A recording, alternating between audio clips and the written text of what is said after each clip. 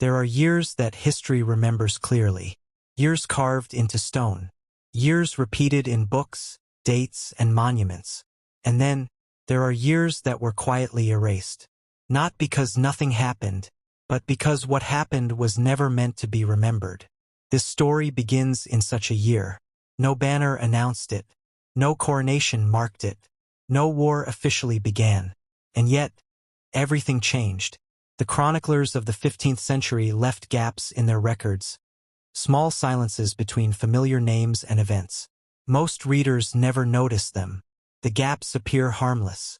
A missing paragraph, a vague sentence, a footnote that leads nowhere. But those gaps were intentional, because in those forgotten months, a sequence of decisions unfolded that reshaped borders, faiths, and lives, quietly, methodically, without spectacle. The people who lived through it did not know they were standing inside a forgotten chapter. They simply woke each morning, breathed cold air, and continued surviving. At that time, the world was ruled not only by kings, but by agreements whispered behind stone walls. Power was rarely loud. It moved slowly, wrapped in parchment and seals. The city where this story begins does not appear on modern maps. Its name has been lost. What remains are fragments. It stood near a river that carried trade and secrets alike. Stone bridges crossed the water, worn smooth by centuries of footsteps. Church bells rang at fixed hours, not to inspire, but to remind. Time belonged to someone else. People here slept lightly, not because of fear, but because silence itself felt heavy. In narrow streets, candlelight flickered against walls darkened by soot and age. Merchants closed their shutters early. Mothers spoke softly after sunset. Children were taught not to ask questions whose answers might travel further than intended.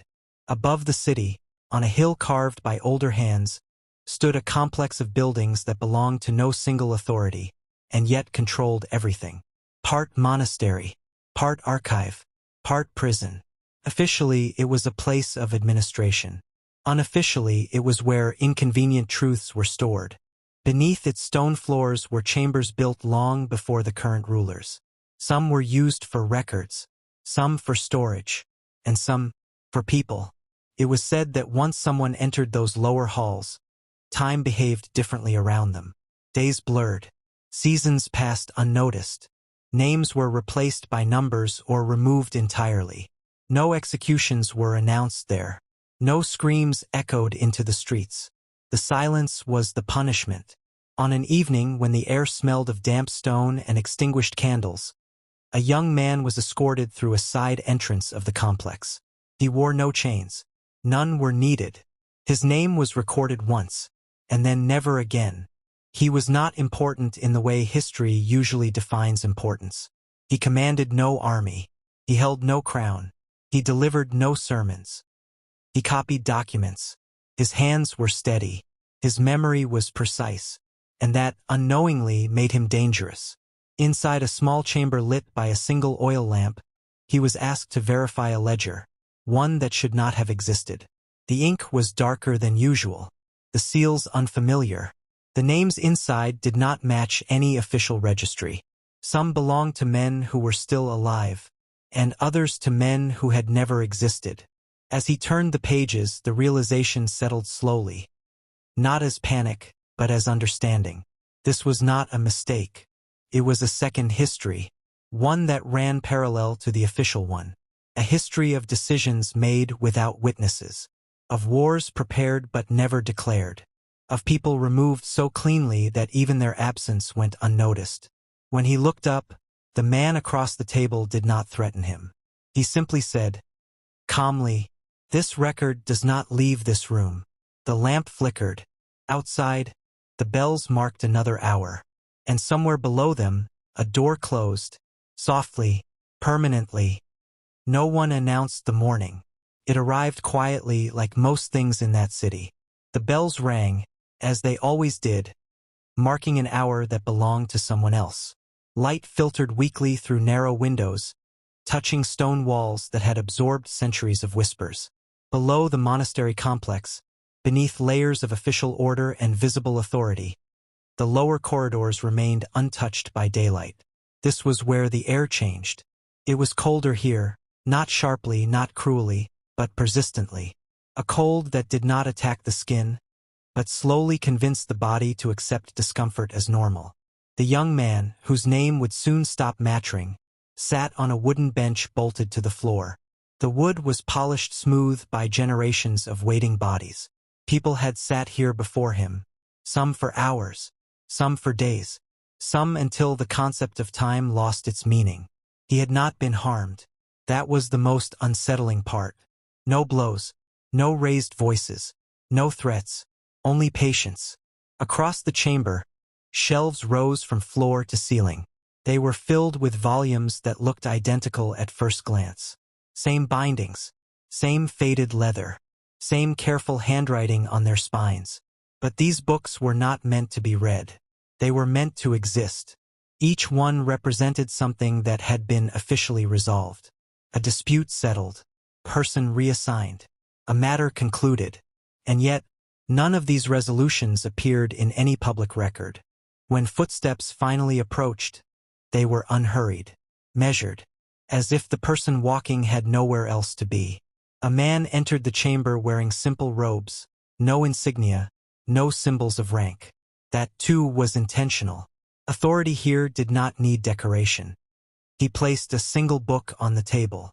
It was thinner than the others. "Read," he said. The voice was calm, neutral, almost kind. The young man opened the book. At first it appeared ordinary. Dates, locations, names written in the formal language of administration. But as the pages turned, a pattern emerged. Every entry followed the same structure: a name, position, a brief description of usefulness, and then a conclusion. Not death, not punishment, just a quiet line indicating removal, removed from service, removed from influence, removed from memory. The final pages were blank. Not because nothing had been written, but because nothing was meant to be added yet. "You understand," the man said, not as a question. The young man hesitated. Understanding in this place was dangerous. Still, he nodded. The man closed the book. "What you saw," he continued, "is not history. It is maintenance. Outside, people believed that kingdoms rose and fell through war, inheritance, and divine will. But beneath those visible forces operated something quieter. Correction. When an idea spread too quickly. When a figure inspired the wrong kind of loyalty. When truth moved faster than authority. The system did not respond loudly. It adjusted. That was its genius. Those who vanished were not made into martyrs. They were made into footnotes that no one ever read. The young man was shown another room. This one was smaller, narrower. It contained a desk, a chair, and a window that did not open. "You will continue your work here," the man said. "You will copy. You will organize. You will correct." "And if I refuse?" the young man asked. The man paused, not because he was surprised, but because he wanted the question to settle fully. "No one refuses," he replied. "Some misunderstand their situation. That usually resolves itself." Days passed, or perhaps weeks. Down here, time behaved politely, never demanding to be acknowledged. The young man learned the rhythm of the place. Lamps extinguished and relit. Meals delivered without comment. Pages appearing on his desk, already approved for copying. He noticed something subtle. The handwriting changed over time, not in style but in confidence. Early entries hesitated. Later ones did not. The system had learned how to erase more efficiently. One evening, while copying a list of names destined for administrative reassignment, he recognized a location. A village near the river. Small, unremarkable. He had been there once as a child. The name beside it made his hand stop. It belonged to a man still alive. A teacher. Someone who spoke too clearly. That night, the young man did not sleep. Not because he was afraid, but because something heavier had settled inside him. Responsibility. By copying the record, he was making it real. By correcting errors, he was perfecting the lie. He began to understand the true nature of the lower chambers. This was not a prison. It was a filter. Reality entered messy, loud, unpredictable. History exited clean, orderly, and incomplete. And now, he was part of the mechanism. Above him, life continued. Markets opened. Bells rang. Kings issued proclamations. None of them knew how fragile their world truly was. Because somewhere beneath their feet, a quiet archive decided what would be remembered and what would never have existed at all. There were no gates announcing it, no iron bars clanging shut, no cries echoing down corridors. That was how this prison survived unnoticed. It did not look like a prison. From the outside, it appeared to be nothing more than an extension of the administrative complex. Storage rooms, archive halls, and used lower foundations built centuries earlier and never fully mapped. But below the level where documents slept, below the shelves that decided memory, there was another descent. The stairs narrowed, the air thickened, and something subtle happened to sound. Footsteps did not echo properly here. They were absorbed by stone that had learned, over generations, how to listen without responding. The young man was not dragged down these stairs. He was invited. That detail mattered. 2 attendants walked ahead of him, lanterns held low. Their faces were calm, almost bored. They had walked this route many times before. "This is not punishment," one of them said, as if responding to a thought the young man had not spoken aloud. "This is placement." The word followed them downward. Placement. At the bottom of the stairs was a corridor longer than expected. Its walls were smooth, worn not by erosion, but by human presence. Hands brushing against stone, bodies leaning, backs pressed flat during long moments of waiting. Doors lined the passage. Wooden, reinforced, unmarked. No numbers, no names. Each door looked exactly like the last. They stopped at one and opened it without ceremony. Inside was a small room. Stone floor, stone walls, a narrow bed built into the structure itself. A single slit near the ceiling allowed a thin blade of light to enter at certain hours of the day. At other times, it allowed nothing. "This is where you will rest," one attendant said. "Rest. Not confinement. Not imprisonment. Rest." The door closed behind him with a sound so soft it felt intentional. At first, the young man counted time. He marked the hours by the movement of light across the wall. He tracked meals by the hollow ache in his stomach and the quiet arrival of bread and water. But soon the rhythm changed. The light became unpredictable. Meals arrived early, or late, or not at all. It wasn't neglect. It was calibration. In places like this, time was not measured, it was applied. Some days stretched unbearably long. Others collapsed into nothing. Sleep came without warning and vanished just as suddenly. Eventually, the young man stopped counting. That was the first thing the prison took. Not freedom, not dignity, but sequence. He began to hear things. Not voices, nothing so dramatic. Sounds. Soft movements beyond the walls. A cough. The scrape of fabric. Once, faintly, the sound of someone humming a melody that did not resolve. There were others here. Not many, and not all at once. That too was deliberate. This prison was not built to break bodies. It was built to erode continuity. Occasionally the door opened. Not for interrogation, for conversation. A man would enter, different each time. Always calm, always polite. They asked questions that sounded harmless. "What do you remember from your childhood? Which seasons did you prefer? Do you believe memory is reliable?" The young man answered carefully. Too carefully, perhaps. He realized something unsettling. They were not testing his loyalty. They were mapping his mind. They wanted to know which memories anchored him, which ideas he returned to when left alone, which parts of himself would resist rewriting. One day, an object was placed on the small stone table. A book, thicker than the others he had copied. Its cover was blank. Inside were entries written in multiple hands across different decades. Names appeared again, some familiar, some new, but all followed by the same final notation. Resolved. As he turned the pages, a pattern emerged that made his chest tighten. These were not criminals. They were witnesses, people who had seen something too early, or understood something too clearly, or spoken at the wrong moment. Kings had enemies, priests had rivals, but systems feared observers. The young man closed the book. When the man returned, he did not ask him to copy it. He simply said, "You see now." It was not a question. The young man nodded. "You are wondering," the man continued, "why you are here instead of elsewhere." The unspoken word hung between them. "Dead." "Because," the man said gently, "you still serve a function." That night, the humming returned. Closer this time.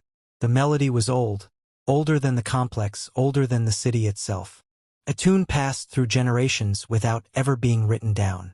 The young man realized, with a sudden clarity that felt almost like peace, that this place did not kill people quickly. It diluted them, until they became harmless, until their memories softened at the edges, until they could no longer say with certainty who they had been before entering. That was when he understood the true purpose of the prison beneath the archive. It was not the end of people. It was the pause.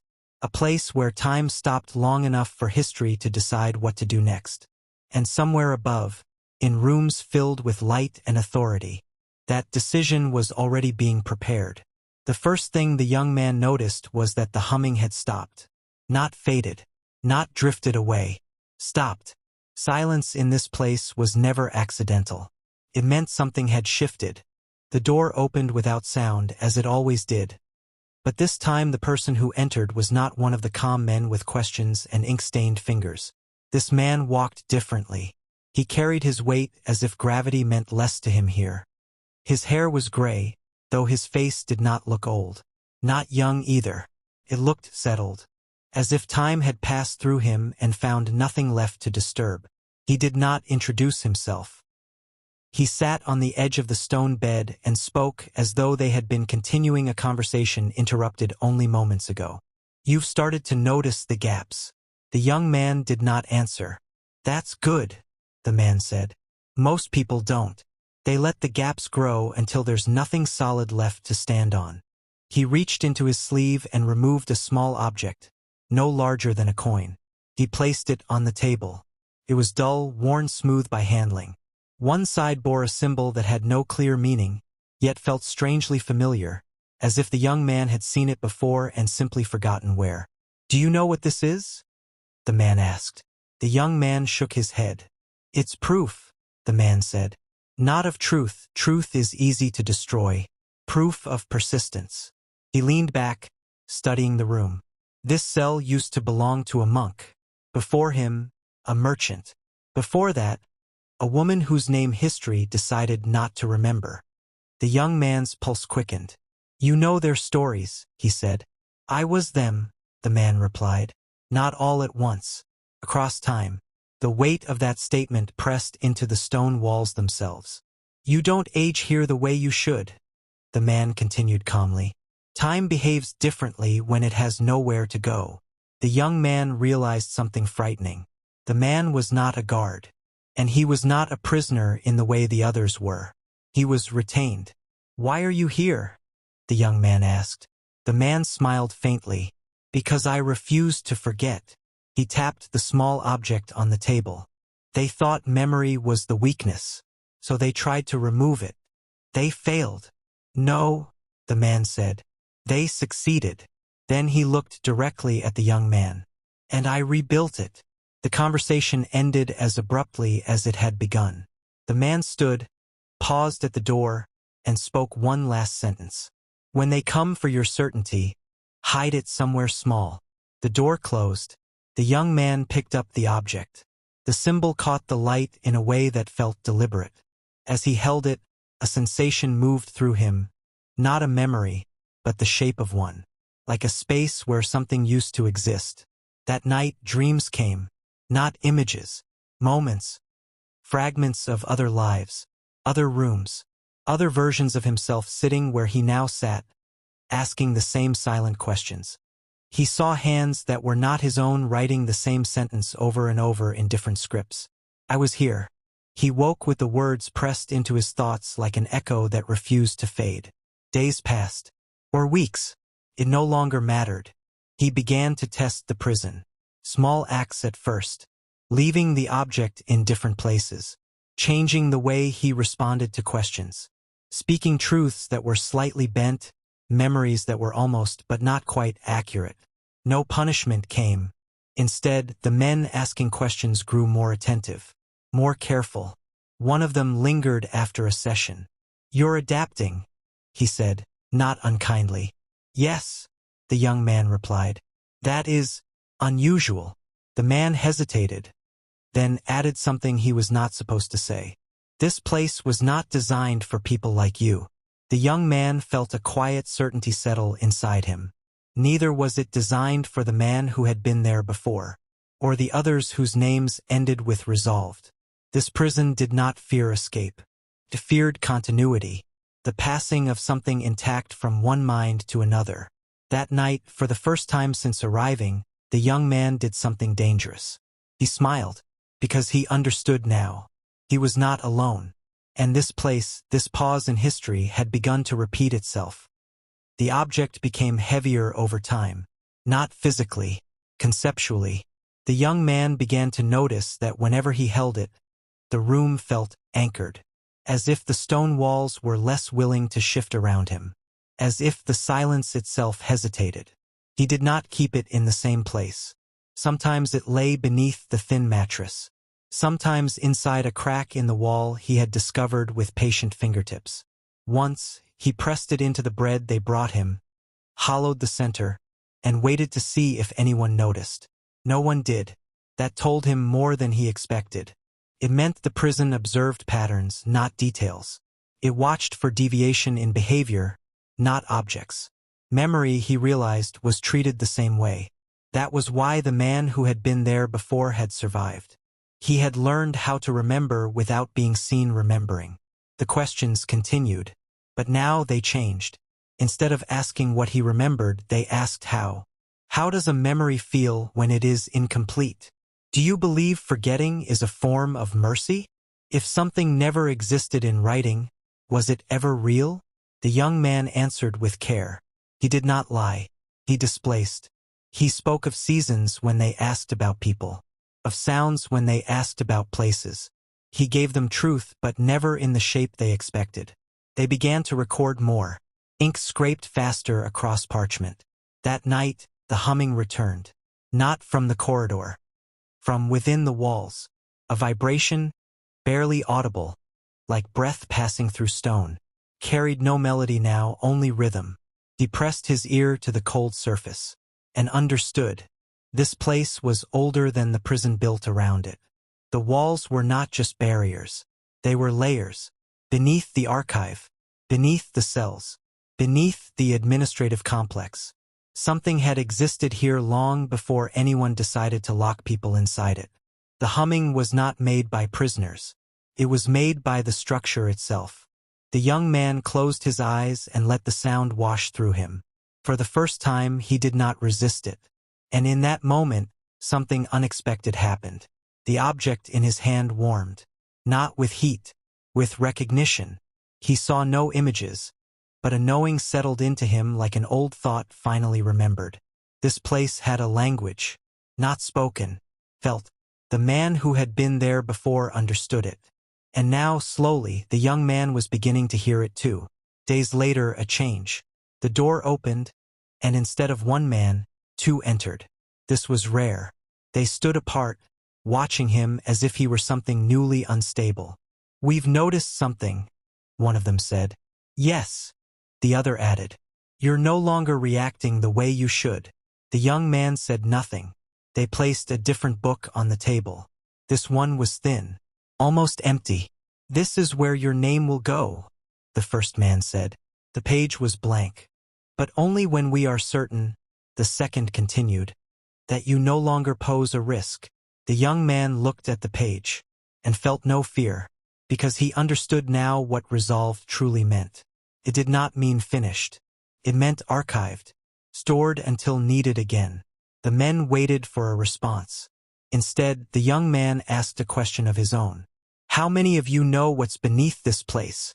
Silence. The first man frowned slightly. That is not relevant.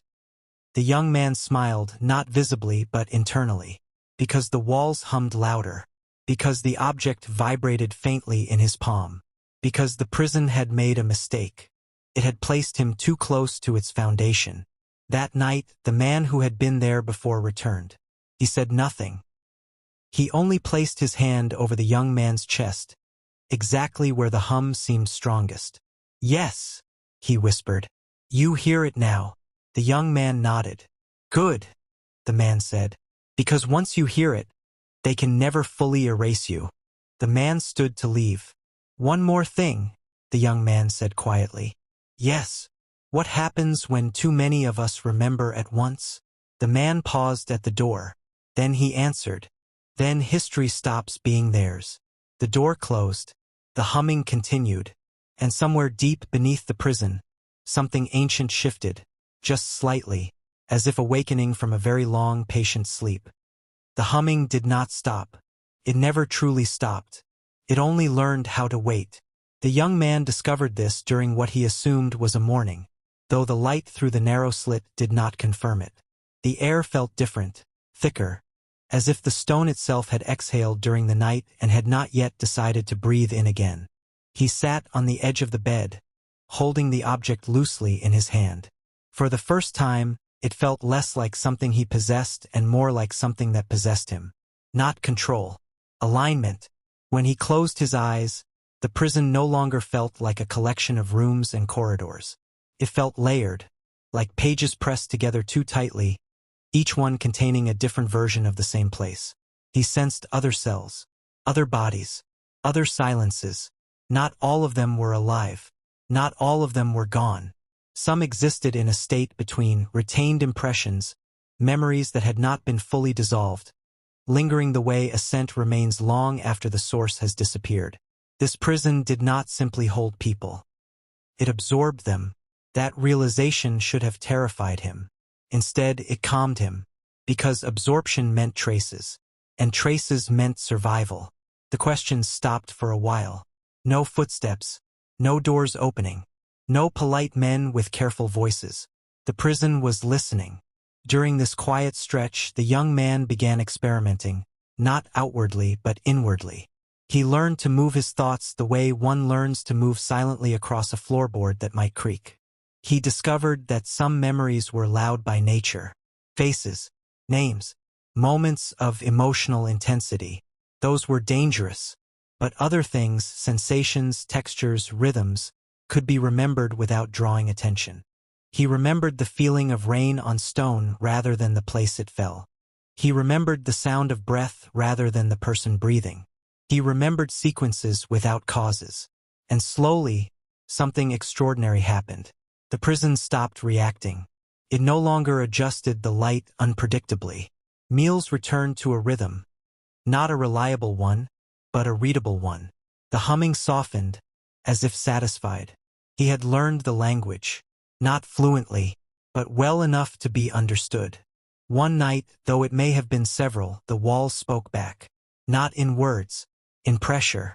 A subtle shift in the stone near the corner of the room where the wall met the floor. A seam he had not noticed before revealed itself not through sight, but through awareness. He pressed his fingers there. The stone was warmer, not by much, but enough. He did not pry. He did not scratch. He simply rested his hand there and waited. Patience, he realized, was not passive in this place. It was participatory. Time passed differently when acknowledged. The seam did not open. Instead, something opened in him. A memory surfaced, one he had not known he possessed. Not his own. A man, decades earlier, pressed into this same corner, bleeding quietly into the stone. A woman before him, whispering numbers under her breath until they lost meaning. A boy who sang to keep from dissolving. They had all touched this place. They had all listened. They had all failed to leave. But they had left something else behind. The seam was not an exit. It was a repository. The prison's mistake had not been cruelty. It had been accumulation. When the door finally opened again, the men who entered were different. Older. More rigid. They did not sit. They did not ask questions. They observed. "You've changed," one of them said flatly. "Yes," the young man replied. "How?" He considered the question. Internally, the men exchanged a glance. "That is unacceptable." The young man nodded. "I imagine it is." They stepped closer.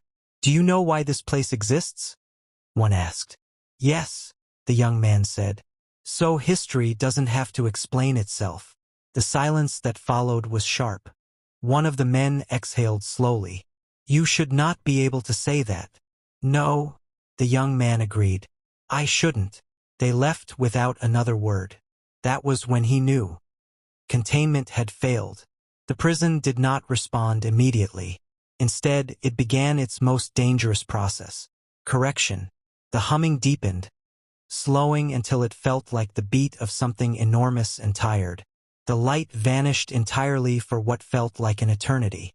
Hunger arrived not as pain but as fading. The young man lay on the bed, barely breathing, conserving presence. This was how the prison erased people. Not violently, gradually, by convincing them to let go. But he did not. He retreated into the seam, into the collected residue of those who had come before. He did not cling to identity. He distributed it. A thought here, a sensation there, a memory folded into sound. When awareness returned, softly, reluctantly, the prison felt uncertain. The humming was uneven. The light returned in a way that suggested negotiation. And the young man realized something profound. The prison could not erase what it could not locate. And now, he was everywhere it had forgotten to look. Somewhere far above, papers would soon be adjusted.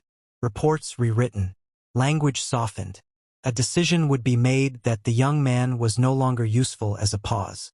He would become something else. A variable. And variables, in systems built on control, were far more dangerous than prisoners. He opened his eyes. And for the first time since entering this place, he felt something unmistakable. Movement. Not escape. Not yet. But preparation. The prison did not announce its changes. It never had. Instead, it allowed them to be felt in subtle misalignments, things almost correct but not quite. The young man noticed it first in the sound of his own breathing. It echoed too early, as if the room anticipated him. Then in the way footsteps passed his door and hesitated, as though the corridor itself were uncertain where it ended. This was not malfunction. This was stress. Systems only reveal themselves when pushed beyond what they were meant to contain. The humming had changed again. It no longer flowed evenly through the walls. It stuttered, paused, resumed at a slightly altered rhythm, like a voice attempting to remember the correct melody and failing. The prison was recalculating. That meant the men above were frightened, though they would never admit it even to themselves. Fear in institutions does not scream. It reorganizes. The young man began to receive visitors again. But they came singly now, cautiously, each interaction shorter than the last. Their questions had become indirect, almost philosophical, as if they were trying to locate him without touching the surface of his thoughts. Do you believe structures can outlive their purpose? Is continuity a form of violence? If silence keeps order, is speech inherently disruptive? He answered them gently, not evasively, gently. He spoke as one speaks to a child who believes the world is smaller than it truly is. And that frightened them more. One visitor lingered longer than the others. His hands shook slightly when he set the parchment down.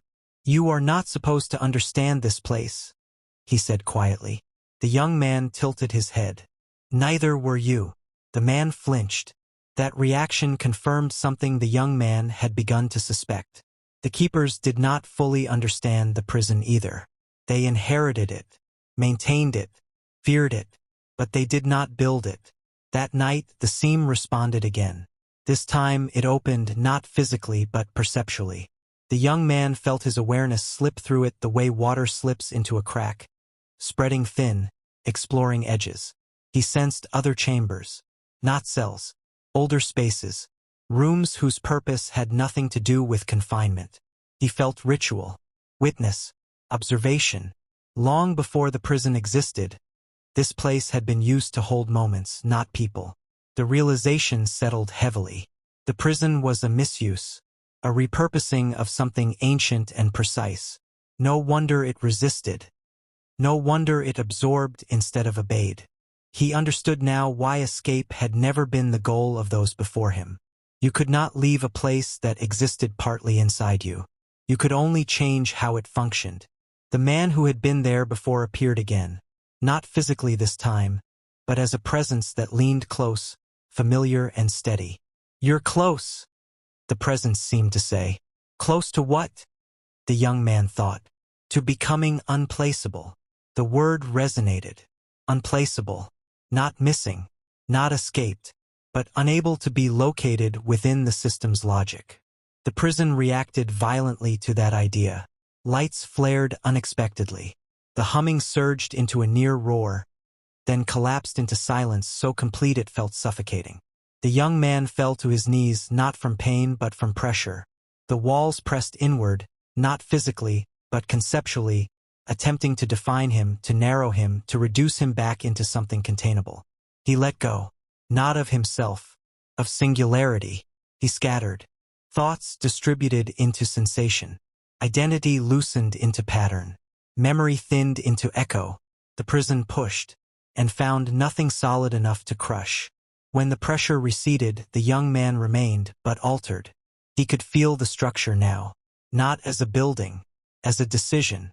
A decision made centuries ago to hide truths too large to manage openly. That decision had grown old, brittle, and now it was cracking. Somewhere above, a document would be revised. A line crossed out, a recommendation postponed. Delay would creep into processes that had once moved with terrifying efficiency.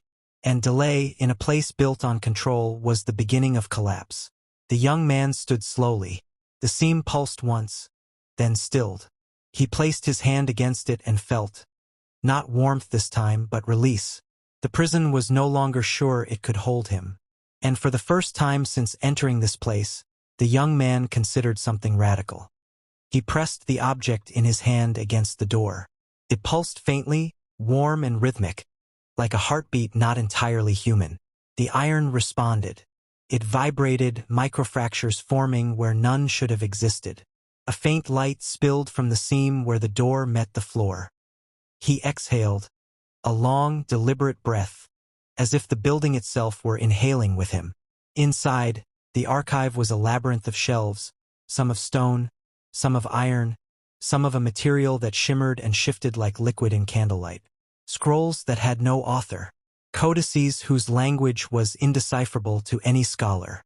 Charts of events that seemed to fold in on themselves, as though time in this place had no linear trajectory. He realized with a shiver that the prison had been built to archive not just people, but knowledge, memory, experience, and then obscure it. He walked among the shelves. Each item he touched hummed faintly, a resonance in harmony with the object in his hand. He understood now that the hum wasn't just sound, it was an index, a map of what the prison contained. Every note, every memory, every life imprisoned had left an imprint, and the imprint was alive. It was then he noticed something unsettling. Not all of the hums were benign. Some screamed softly, agonized, persistent. These were the echoes of those who had been here too long, those who had resisted and failed. Their memories had been absorbed, but the absorption was imperfect, leaving traces of despair and fury. The young man felt his chest tighten.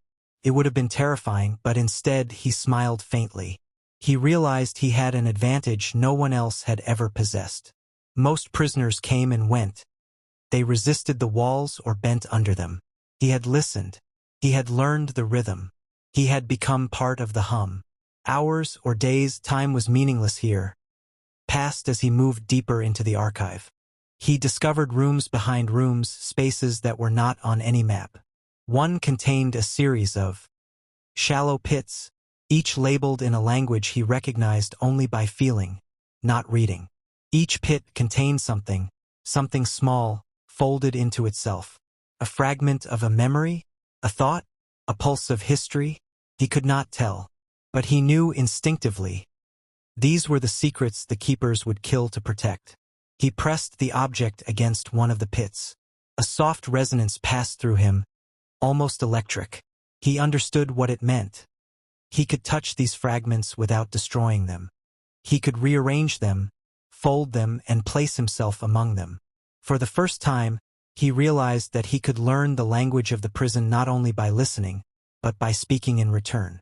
And then he heard a voice. Not one of the keepers, not one of the imagined echoes, not even the man who had appeared to him before.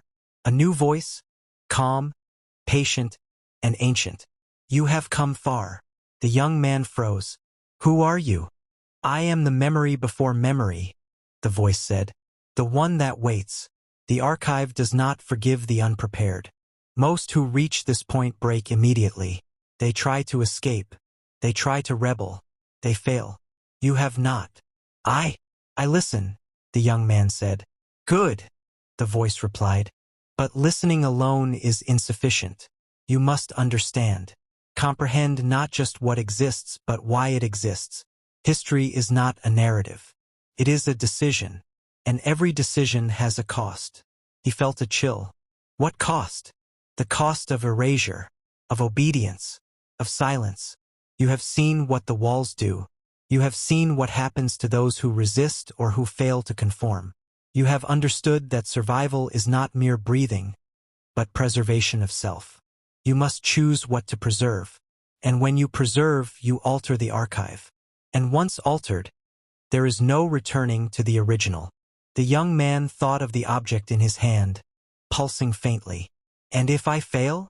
The voice hummed, deep and low, like a stone settling. "Then you will join them. The archive will take you, and your essence will be folded, partitioned, erased. But if you succeed..." The walls hummed in agreement. The air thickened. A pulse of warmth ran through him, not from the object, but from the understanding itself. You will become the first anomaly. A presence the prison cannot fully claim. A thought it cannot archive. The weight of the centuries pressed against him, heavy but bearable. And then, for the first time, the young man laughed softly. Not out of amusement, but comprehension. The prison believed it contained him, but he was already uncontained. He moved deeper, following the resonance, and discovered a chamber the keepers had never recorded. Its walls were etched with symbols older than memory. In its center, a shallow pool reflected the faint light that seemed to come from nowhere. He stepped closer. The object in his hand vibrated strongly, almost insistently. The water shimmered. Shapes moved beneath the surface, impossible and shifting. Fragments of lives, histories, and events too immense to hold in the mind, yet unmistakably real. He understood now. This was the archive's heart, the repository of everything the prison had absorbed and erased. And as he touched the water with the object, the shapes coalesced for a moment, an impossible clarity. Faces he recognized not personally, but by resonance. Hands that had pressed against walls, eyes that had looked into the void and refused to blink. They reached toward him, not menacingly, but expectantly. The voice whispered again. "The prison tests all who enter here. Few succeed. Few survive. But you!" A tremor ran through the chamber. The water rippled. Symbols glowed faintly. "You may teach it something new." And he realized the magnitude of the moment. He could not simply escape. That was impossible. But he could change it, bend it, reshape it without leaving it, without breaking it. He could become the first person in centuries to move through the prison and leave it different than he found it. The walls hummed, the object pulsed, and somewhere deep in the unseen corridors, beyond sight, beyond memory, a slow, subtle cracking began to spread. Not violent, not catastrophic, but irreversible. And the young man smiled, because the first crack in the design was never meant to destroy him. It was meant to awaken him. The young man had learned something that the architects of the prison could not have foreseen. Consciousness could infiltrate systems, uncoil their strictures, and rearrange their essence without permission. He moved slowly through the corridors, aware that the walls no longer merely observed, they reacted. Every step resonated through the stones, a vibration that seemed to whisper in languages both ancient and modern. Some parts of the prison had always been alive. Others had become alive because of him. The hum he had once heard passively now pulsed with a rhythm that matched his heartbeat. As he walked, shadows shifted strangely, not cast by light, but by memory. Figures appeared at the edge of his vision. Men and women, prisoners from centuries past, their faces etched with hope, terror, defiance, or despair. He knew instinctively that these were not illusions. They were echoes preserved, fragments of life the prison had absorbed but not consumed. The corridors stretched endlessly. Walls curved in ways that defied geometry. And yet, to the young man, each turn felt precise, deliberate. He realized the prison was no longer a prison in the conventional sense. It had become a living archive, a labyrinth of consciousness and history intertwined. And it was aware of him. A soft vibration ran along the floor, like a pulse. The air thickened, the object in his hand, a small, unassuming cube that had first guided him to the archive, now thrummed with a resonance that demanded attention. The walls themselves seemed to lean closer, as if listening to him think. He stepped into a large chamber he had never seen before.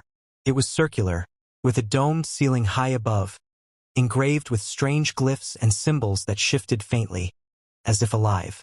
At the center, a pool of water reflected the faint light of phosphorescent stones embedded in the walls.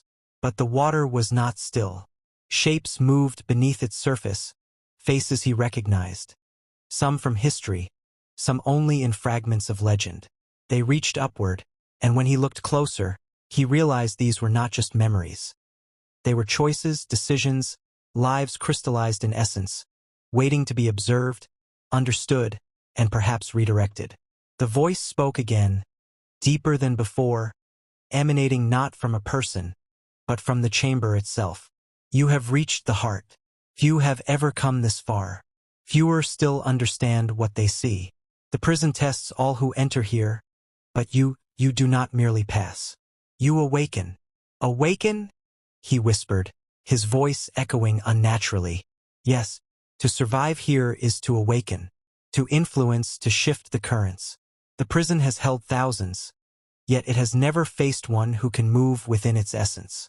You may think yourself small, human, limited, but here limitations bend. He felt a tremor beneath his feet, subtle at first, then growing.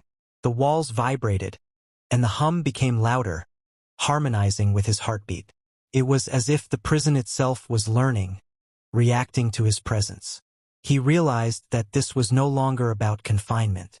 The prison was alive, and it was trying to understand him. He turned his attention to the pool. A ripple disturbed the surface, and the water began to shimmer with colors that did not exist in the natural world.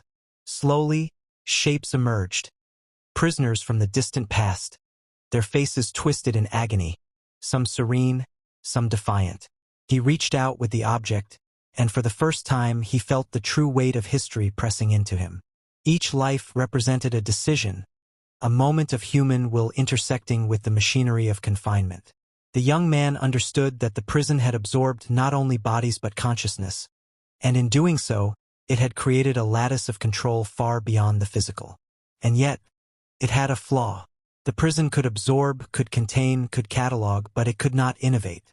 It could not anticipate deviation from its expected patterns. The young man realized that he was not merely moving within the system. He was changing it, subtly, imperceptibly, until the very rules the prison relied upon began to shift. He walked along the edge of the pool, feeling the resonance of centuries of human experience coiling around him. Each step left a mark, a disturbance in the lattice, a question in the system.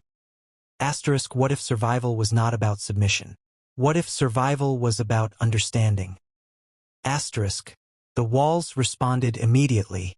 Whispering voices filled the chamber, overlapping, indistinct, as if thousands of people were speaking at once. The young man pressed the cube against his chest and allowed the resonance to flow through him. For a moment, he was every prisoner who had ever suffered here, every warden who had ever exerted control, every architect who had ever designed the labyrinthine corridors. And then, with a thought, he let go. The chamber trembled violently. Symbols etched in the walls glowed with a white-hot intensity. The water churned and splashed, sending images of centuries of history cascading across the surface. And the voice, now overwhelming in its magnitude, spoke. You are more than expected. You have broken the rhythm. You have reached a point beyond design. You are not merely surviving. You are shaping. For the first time, the young man felt fear. Not for his life, but for the responsibility pressing down upon him. The prison was not a passive structure. It was a living entity, and now it was learning through him. Every choice he made would ripple through its consciousness. One wrong step could trigger collapse or worse, an awakening that no human could contain. He closed his eyes and allowed himself to merge with the pulse. Thoughts blurred with sensations, memories blurred with possibilities. He understood the lattice, the hum, the archival currents that flowed through every stone and metal. And he saw paths hundreds, thousands, infinite. Some led to freedom, some to destruction, some to discovery. And in the deepest corner of his mind, he saw a single truth. The prison had underestimated him. It had never faced one willing to embrace it fully, to understand it fully, to become a part of its consciousness without losing themselves. And now he would decide the first act of true rebellion. The young man stepped further into the pulse of the prison, and the corridors began to bend around him as if they were living, breathing things. The air shimmered, thick and heavy, carrying whispers that seemed to come from walls that were no longer merely stone. They had become sentient, aware of every heartbeat, every hesitation, every thought.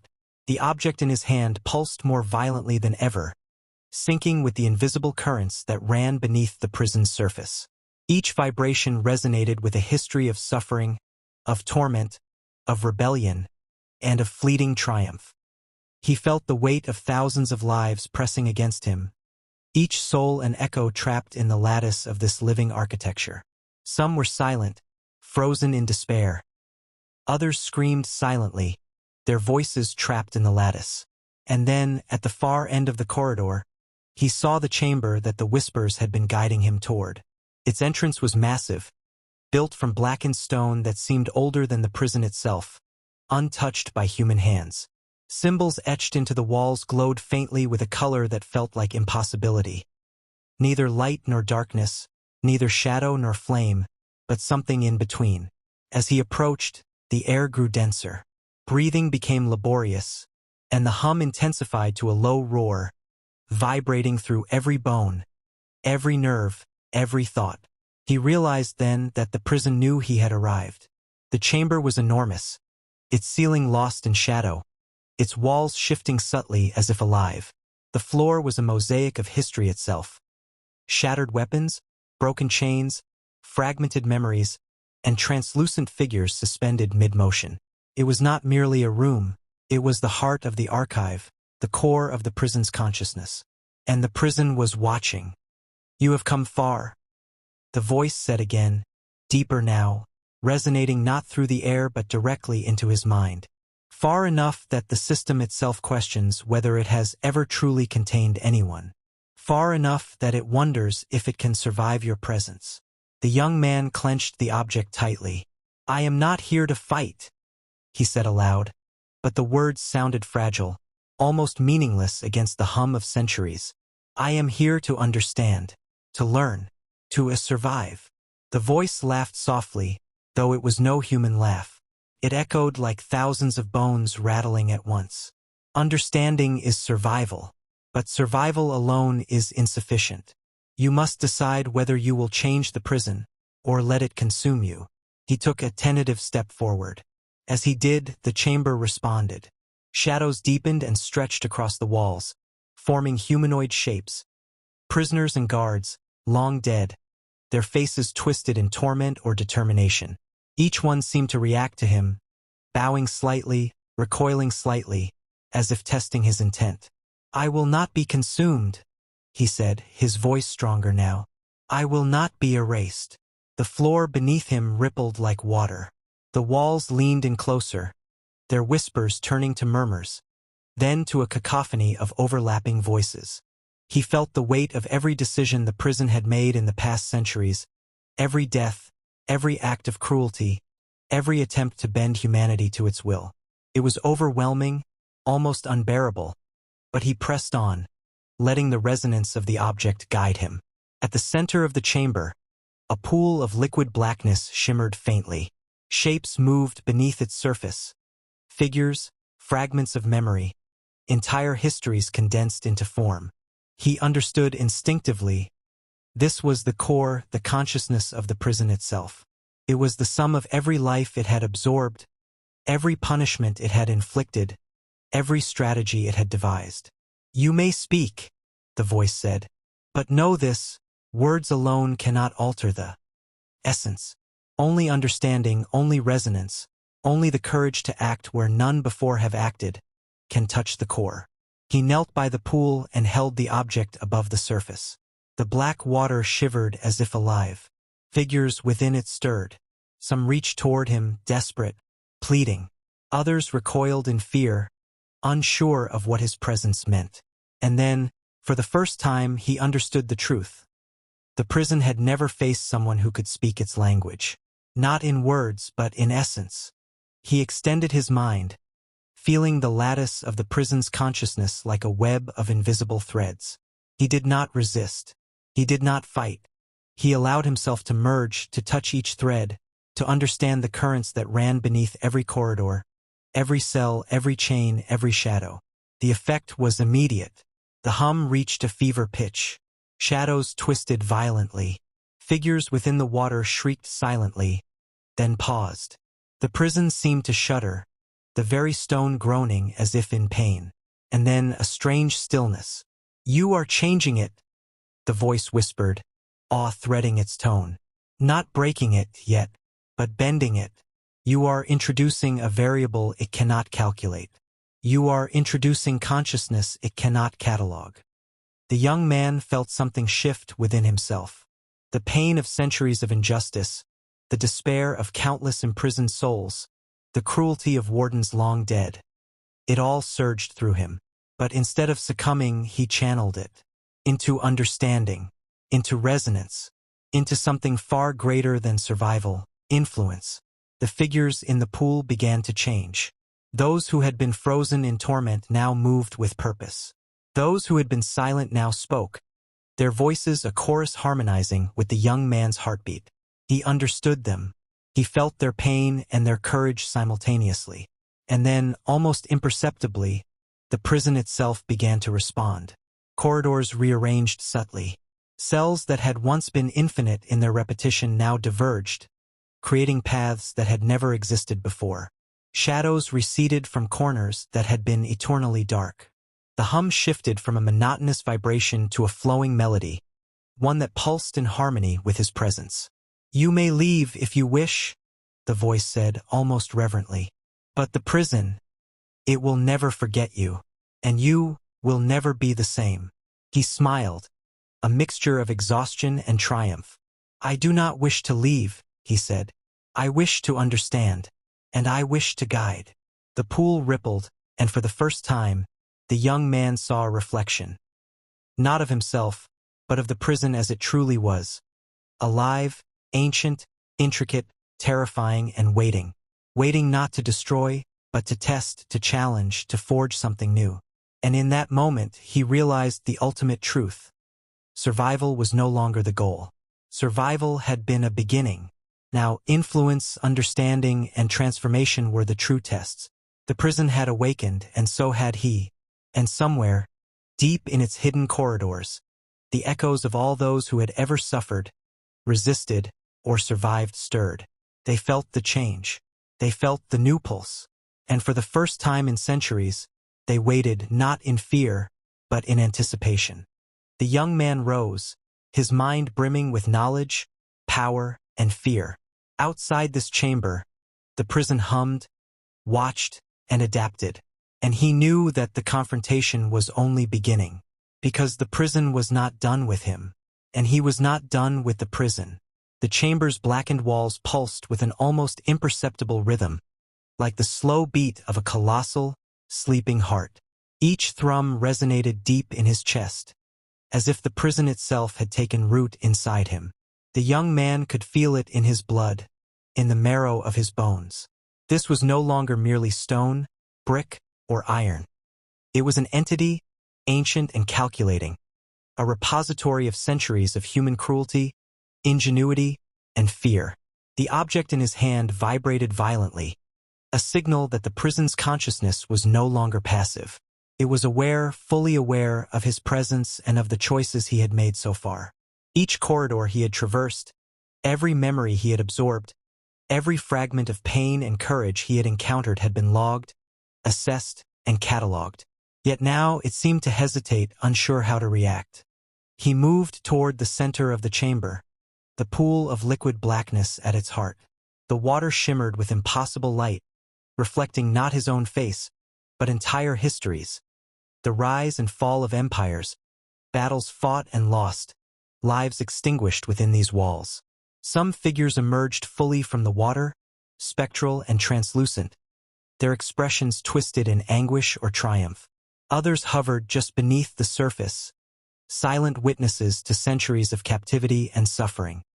Reality, it whispered, the words stretching and folding in on itself. Your influence disrupts order. Patterns that were fixed for centuries now falter. Stability is lost. And when stability falters, chaos is inevitable. He stepped closer, feeling the heat of ages pressing down on him. Then I will face the chaos. I will endure it. I will not be consumed. The entity shifted, and suddenly, the chamber itself seemed to twist. Walls lengthened infinitely, floors rippled like water, and ceilings spiraled into a darkness that seemed alive. Voices from every era shouted, cried, and whispered all at once, creating a cacophony that threatened to tear his mind apart. Figures emerged from the walls. Prisoners who had been forgotten, wardens who had long since perished, architects who had designed the most ingenious traps. Each one reached toward him, their intentions unclear. Some pleading, some threatening, some merely observing. He pressed the object to his chest, allowing its resonance to guide him. The vibrations flowed through him, through every nerve, every thought, every cell, aligning him with the rhythm of the prison itself. And then he did something unprecedented. He spoke to the lattice, not with words, but with thought and intent, with understanding and empathy.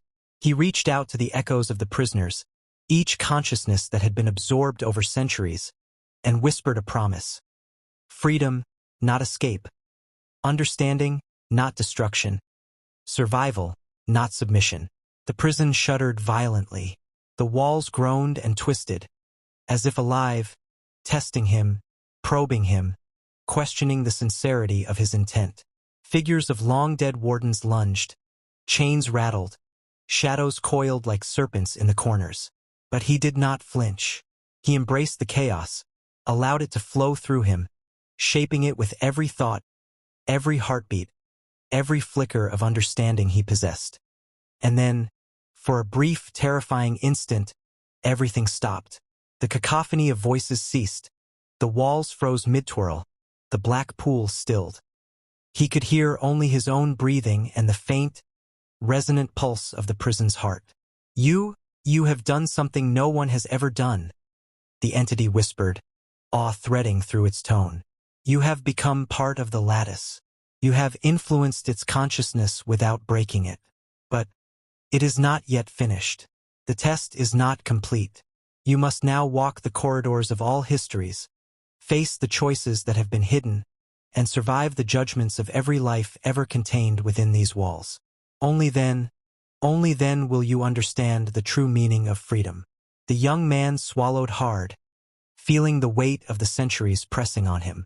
He understood that what awaited him was more than survival. It was confrontation, comprehension, and transformation on a scale beyond imagination. He was about to step into the corridors of memory itself, where every decision, every injustice, every triumph of the past awaited to test him. He took a deep breath and stepped forward. The chamber seemed to fold around him, walls stretching into infinite corridors lined with doors, each leading to a memory, a choice, a trial. Some doors radiated warmth, hope, or courage. Others radiated terror, despair, and cruelty. Every door was alive, and behind each one waited a fragment of history that would challenge him in ways that no living human had ever endured. The object in his hand pulsed violently, synchronizing with the pulse of the prison. He could feel it guiding him, whispering the pathways through the labyrinth, pointing toward trials that were necessary, unavoidable, and unimaginable. He realized with a sudden clarity. He was no longer merely a prisoner or a visitor. He was a participant, a guide, and perhaps a savior in this strange, sentient architecture. As he stepped toward the first door, the entity spoke once more, its voice resonating through every stone, every shadow, every thread of memory. Walk carefully. Understand what is behind each door. Face it or it will consume you. The lattice remembers everything. It judges everything. And it will test you as it has tested none. Your survival, your influence, your freedom, all hang in the balance. The young man opened the door, and the first trial of history awaited. The door creaked open, revealing a corridor unlike any other in the prison. It stretched endlessly, the walls lined with mirrors, each reflecting not his own image, but moments, snapshots of history, frozen yet alive. Faces flickered within the reflections. Prisoners chained in ancient dungeons, generals ordering massacres, monarchs trembling in fear, and countless innocents screaming silently. The air was thick, damp, and heavy, saturated with the scent of decay and old iron. Every breath tasted of centuries of suffering. He stepped inside, and the door slammed behind him with a thunderous echo, as if sealing him in not just space but time itself. The mirrors shimmered, and suddenly the corridor was no longer empty. Figures emerged from the glass, their forms spectral yet tangible. They reached for him with pale, translucent hands, their faces twisted in agony or despair. Some whispered names of those long dead, others murmured crimes committed centuries ago. Their voices layered upon one another until they became a chorus of accusation and plea, despair and warning. You have entered the trial of echoes, a voice spoke. Different from the entity, sharper, colder, resonant with authority and menace. Here you will confront the consequences of human actions, the failures of justice, and the cruelty hidden within the hearts of those who came before. Every decision will be recorded. Every hesitation will be judged. Every misstep will be punished. He gripped the object tighter. Its pulse synchronized with his heartbeat, and suddenly, the mirrors were no longer mere reflections. They were portals. Each one led to a moment in history. A soldier abandoned in battle, a judge who sentenced the innocent, a warden who took pleasure in cruelty. Some were familiar. Some were lost to time, almost mythical in their horror. The first portal shimmered violently, then opened like a wound in reality. He felt a pull, a suction, as if the corridor itself wanted to consume him. He realized then that survival alone would not suffice. To endure this trial, he had to feel, understand, and transform every echo without losing himself. The object in his hand glowed brighter than ever, harmonizing with the chaos. He allowed the memories to flow through him, accepting the pain, acknowledging the injustice, and channeling the echoes toward understanding rather than despair. Figures began to coalesce around him. Prisoners long dead, some guiding him, others testing him. They were not merely shadows, they were fragments of consciousness, bound to the prison, seeking release. He felt their gratitude and their fear, their hope and their despair, and he responded with clarity, guiding them, protecting them, lending strength without judgment. Hours or perhaps centuries passed. The cacophony of suffering began to resolve into a coherent rhythm. The voices harmonized, forming a chorus of resilience and resistance. The prison reacted, shifting subtly, recognizing the young man not as an intruder but as a participant, a guide, a catalyst. Finally, the void began to stabilize. The young prisoner he had freed earlier knelt before him, eyes filled with understanding and gratitude. "Thank you," he whispered. "You have given us hope." The young man felt a tremor beneath his feet. The corridors of the prison were shifting again, rearranging themselves in response to the trial he had just endured. The entity's voice returned, resonant and deep. "You have passed the first trial," it said. "But remember, this is only the beginning. Every door, every corridor, every memory will test you in ways that defy reason, morality, and courage. Survival alone will not suffice. You must influence, understand, and endure. Only then will the prison reveal its ultimate truth." The young man exhaled, his mind exhausted but sharpened by the trial. He understood more than ever that his journey through this living prison was far from over. Every step would demand more than courage. It would demand wisdom, empathy, and unyielding determination. He turned toward the next corridor, where more mirrors awaited, more memories, more trials. Each reflection was a doorway, each doorway a test. He had survived the first trial of echoes, but the prison still had centuries of judgment, cruelty, and history to unleash. And he knew, with a certainty that chilled and exhilarated him, that he would face them all. The corridor stretched endlessly before him, mirrors lining every wall like a cathedral of memory. But these reflections were different now. They no longer merely showed the past. They whispered secrets, conspiracies, and betrayals long buried. The prison was teaching him that history was not only a record of suffering but also a tapestry of choices, many of them cruel, many of them treacherous, and all of them bearing consequences that rippled through time. He stepped forward cautiously, the object in his hand glowing faintly, resonating with the prison's heartbeat. The walls themselves seemed to pulse in response to his presence, tightening, contracting, and stretching, as though testing his resolve. Then the mirrors began to warp, twisting his reflection into shapes that were both human and grotesque. Faces of kings and generals merged with peasants and prisoners.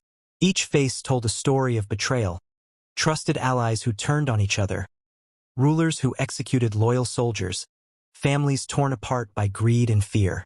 A door appeared at the end of the corridor, its frame carved from blackened wood that seemed older than the oldest tree in the forest. He felt the pull of the prison, drawing him toward it, insisting he step through. With a deep breath, he opened the door, and instantly he was no longer in a corridor. He found himself in a vast hall, its ceilings stretching impossibly high, adorned with banners and tapestries depicting scenes of triumph and treachery. The floor was polished black stone, reflecting the grandeur and horror above. But it was not empty. Figures filled the hall, historical actors, each caught in a moment of betrayal, their expressions frozen between fear, anger, and calculation. A general pointed a blade at a comrade. A king whispered false promises to his ministers. A noblewoman traded her family for gold. Each betrayal played out simultaneously, overlapping, forming a symphony of human deceit. The young man felt the weight of it all pressing down on him, a suffocating force that threatened to crush his spirit. "You are entering the hall of betrayal." The entity's voice echoed through the chamber, vibrating through the stone itself. "Here, you will witness choices that shaped empires, destroyed families, and corrupted justice. You must navigate this hall carefully. Every action you take will ripple through the echoes of history. Every decision you make will alter the consciousness of the prison. And every betrayal you witness will challenge your understanding of morality and survival." The young man moved forward, guided by the pulse of the object in his hand. The first scene unfolded before him. A young soldier, barely more than a boy, was forced to choose between saving his comrades or securing a victory that could change the course of a war. The boy's eyes met his, silent pleading etched into every line of his face. The young man felt the weight of choice pressing on him. If he intervened, he could change history within this trial, but at what cost? Every alteration could strengthen or weaken the prison. Every ripple could endanger or protect countless echoes trapped within its walls. He reached out mentally, sending a pulse of intention through the object. The boy hesitated, then acted not the way history had recorded, but in a way that preserved the lives of those who could have been lost. The hall shuddered, as though acknowledging the deviation, and the reflections around him shifted, revealing new possibilities, new paths, new consequences. But no respite came. As he moved deeper into the hall, the betrayals became more personal.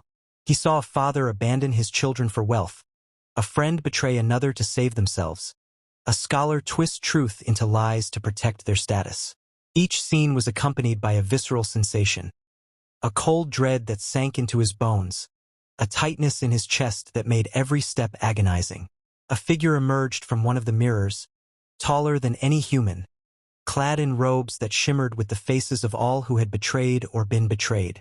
It spoke, its voice a chorus of accusation and warning. "Do you understand now?"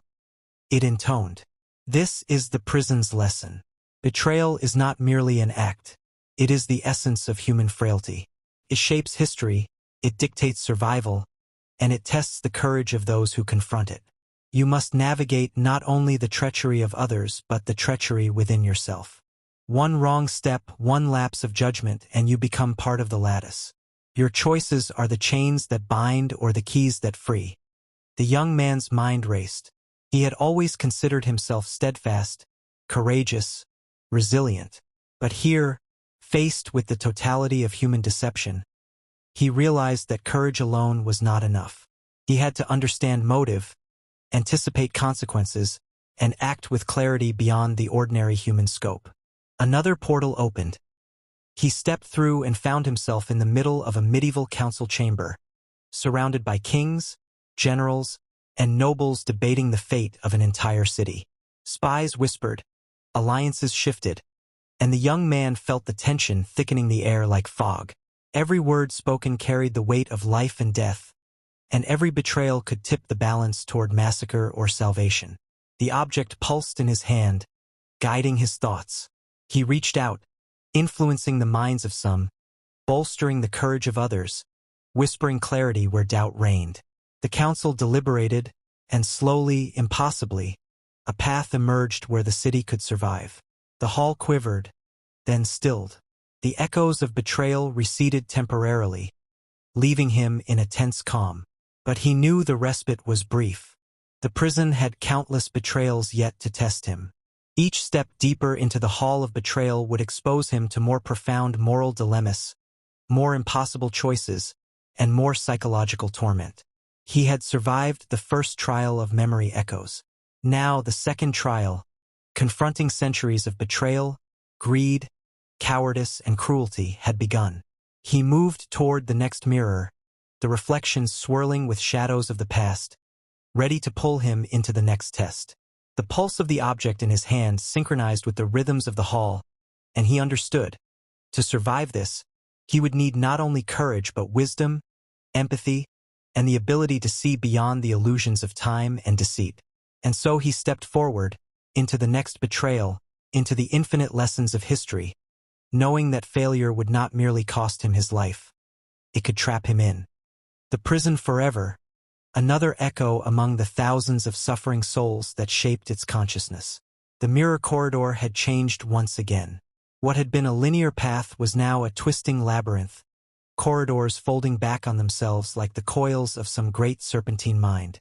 Shadows pooled in the corners, stretching unnaturally, while whispers of history, half-truths, rumors, accusations, slithered along the walls, brushing against his ears and tugging at his thoughts. The object in his hand pulsed, not steadily now, but in irregular bursts, echoing the chaotic heartbeat of the prison. He knew the next trial would not test his courage alone. It would test his very essence, his understanding of right and wrong, of justice and mercy.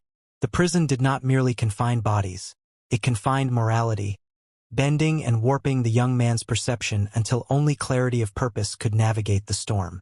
He stepped into the first chamber of the labyrinth. The walls were lined with portraits, each depicting a historical figure in moments of decision. Kings, generals, merchants, priests, and commoners alike, all frozen at the instant they chose a path that would irreversibly alter lives. He could see the weight on their faces: fear, ambition, love, hate, desperation. One portrait shifted, becoming a doorway. He entered, finding himself in a city square during a plague that had devastated thousands. Houses were empty, fires burned unchecked, and the air carried a scent of death and rot. In the center of the square, a council of officials argued over the fates of the sick and the survivors. Some wished to quarantine the city, sacrificing the few to save the many. Others wanted to flee, abandoning the sick entirely. The young man felt the pulse of the object again. It demanded intervention, but how could he act without condemning some while saving others? Every choice was a knife with two edges. Action meant the suffering of some, inaction meant the suffering of all. He made a decision, subtle but deliberate. Using the object, he whispered clarity into the minds of those who hesitated, gave courage to those paralyzed by fear, and illuminated paths they had overlooked. The council voted to protect what they could, prioritize care, and organize safe passage. It was imperfect, but it preserved lives that would otherwise have been lost. The chamber shook as the echoes of gratitude and relief rippled through the labyrinth. But the relief was brief. The corridor shifted violently, and he was pulled into another scene. A medieval battlefield where betrayal had tipped the scales of war. A trusted lieutenant had turned against his commander at the last moment, leaving hundreds of soldiers exposed to slaughter.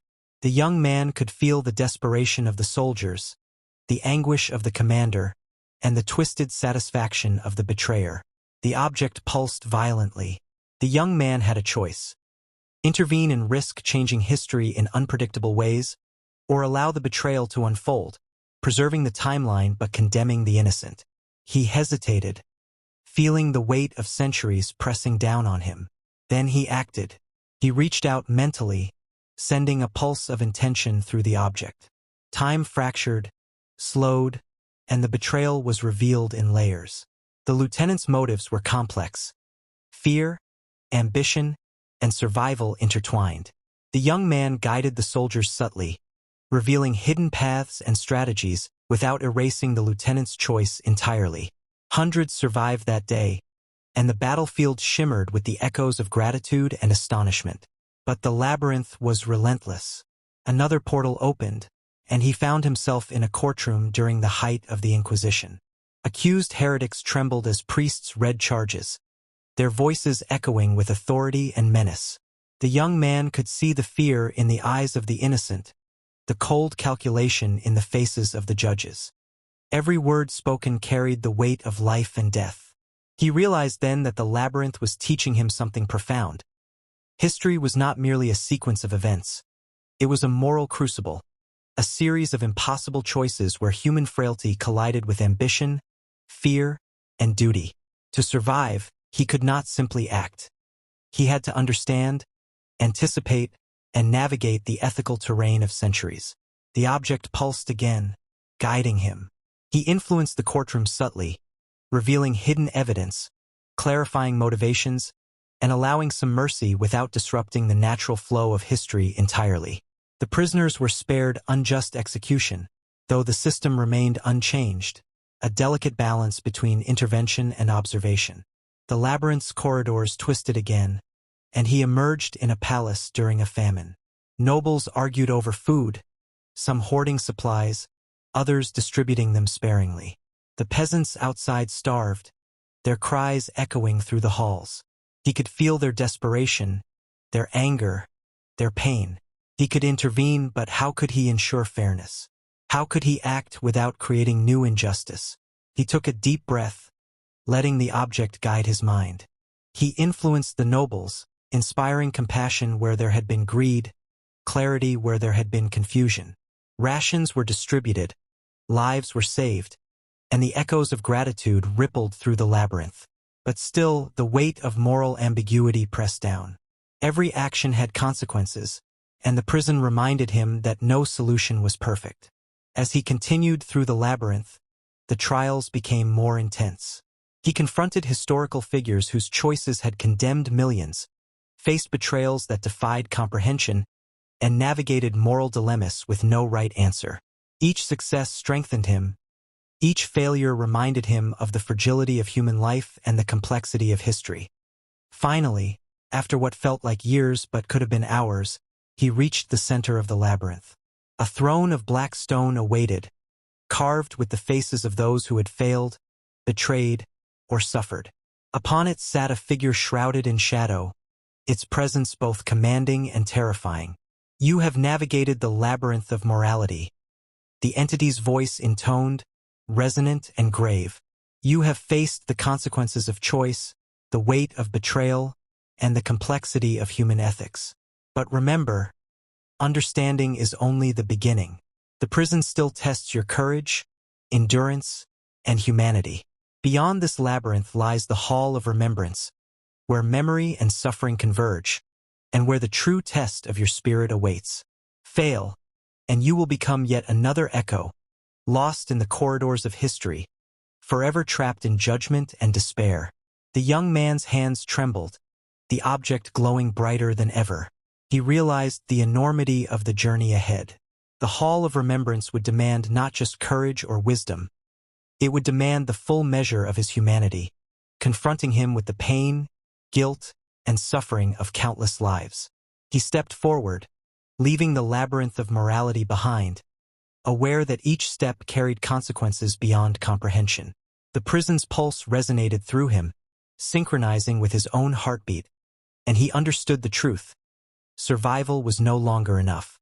To endure, to progress, to ultimately escape, he would need to carry the weight of history itself and remain unbroken. The door before him opened silently, revealing a vast chamber that seemed to stretch beyond the limits of perception.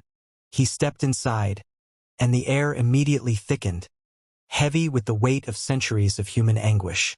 Shadows danced along the walls, but these were no ordinary shadows.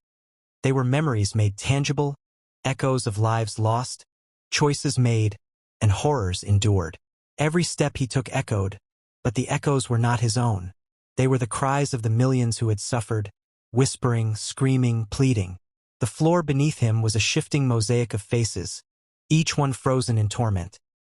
Soldiers fallen on battlefields, peasants crushed under the weight of famine, women accused and executed, children orphaned by disease and war. The young man felt as though the chamber itself was alive, feeding on sorrow, testing his endurance, his courage, and his compassion. He lifted the object in his hand, and it pulsed with a new intensity, responding to the depth of despair surrounding him. It was no longer a guide or a tool. It was a lifeline, a tether to reality amidst the overwhelming flood of memory.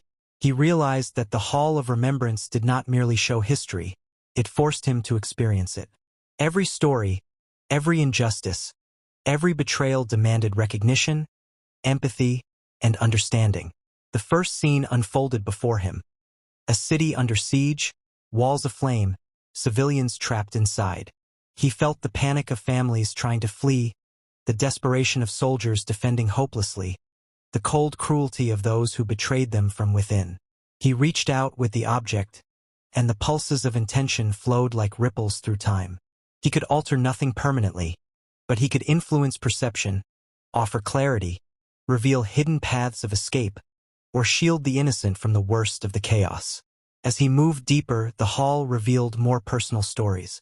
A young mother, accused of witchcraft, begged for mercy from a tribunal that would not listen. A soldier betrayed his comrades for gold, leaving them to die on a frozen plain. A scholar falsified records to protect his position, dooming generations to poverty and ignorance. Each scene pressed upon him like a physical weight, demanding judgment, empathy, and comprehension. The object pulsed violently as the chamber shifted again. He found himself in a massive amphitheater of memory, where figures from history, the mighty and the powerless alike, stood upon pedestals. Each was surrounded by spectral witnesses, those they had wronged, those they had saved, and those whose fates they had ignored.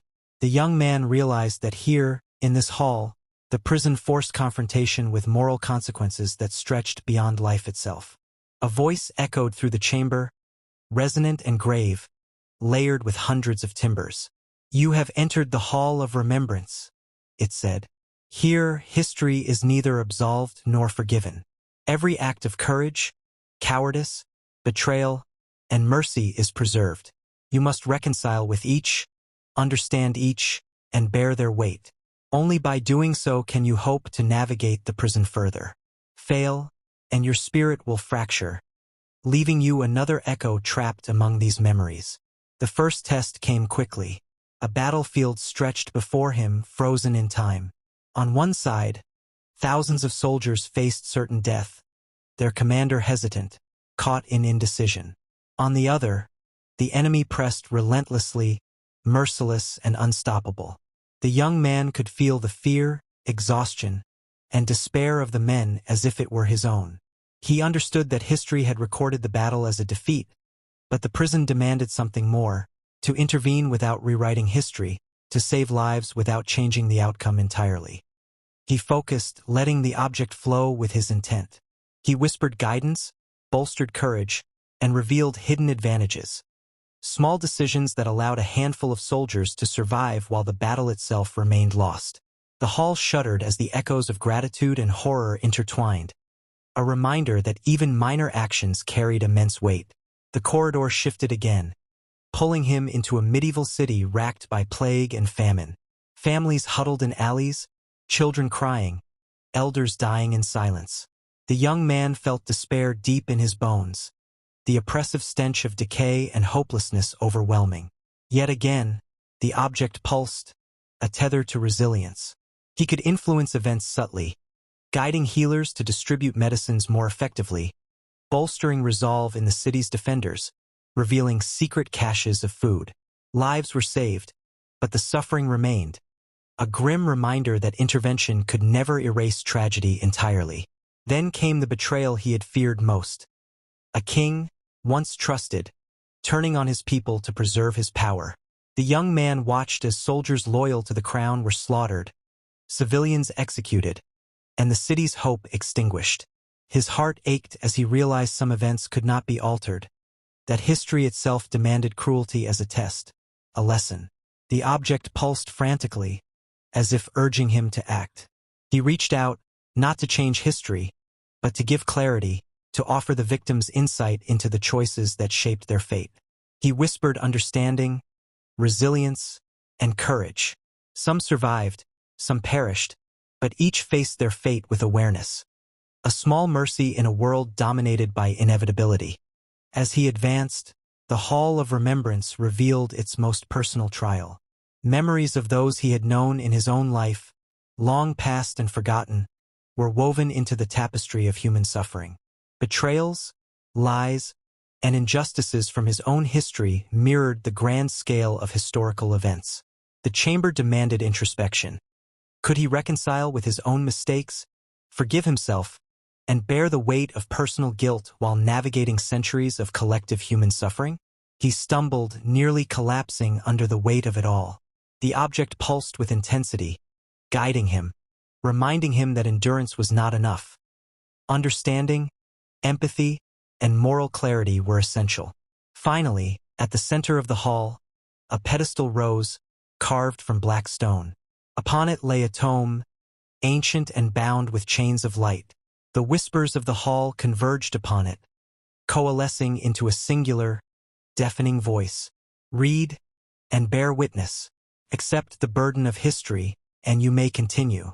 Refuse, and you shall remain trapped among the echoes, another lost soul in the labyrinth of memory. With trembling hands, he opened the tome. The pages were filled with the names, faces, and choices of thousands, perhaps millions of human lives spanning centuries. Every betrayal, every act of courage, every moral compromise, every tragedy was recorded with precision. The young man understood that to proceed, he would need to internalize these stories, learn from them, and carry their lessons into the next trials. He began to read, line by line, face by face, memory by memory. Hours, days, or perhaps centuries passed. Time had no meaning here. Each story left scars on his soul, but each also strengthened his resolve. He absorbed the lessons of history, the weight of morality, and the unyielding truth of human resilience. At last he closed the tome.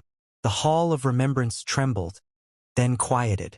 The shadows receded, the whispers faded, and a doorway appeared, leading to the next trial, deeper into the prison, where the young man's understanding of history, morality, and survival would be tested like never before. The doorway from the Hall of Remembrance closed behind him with a sound like 1,000 locks snapping shut.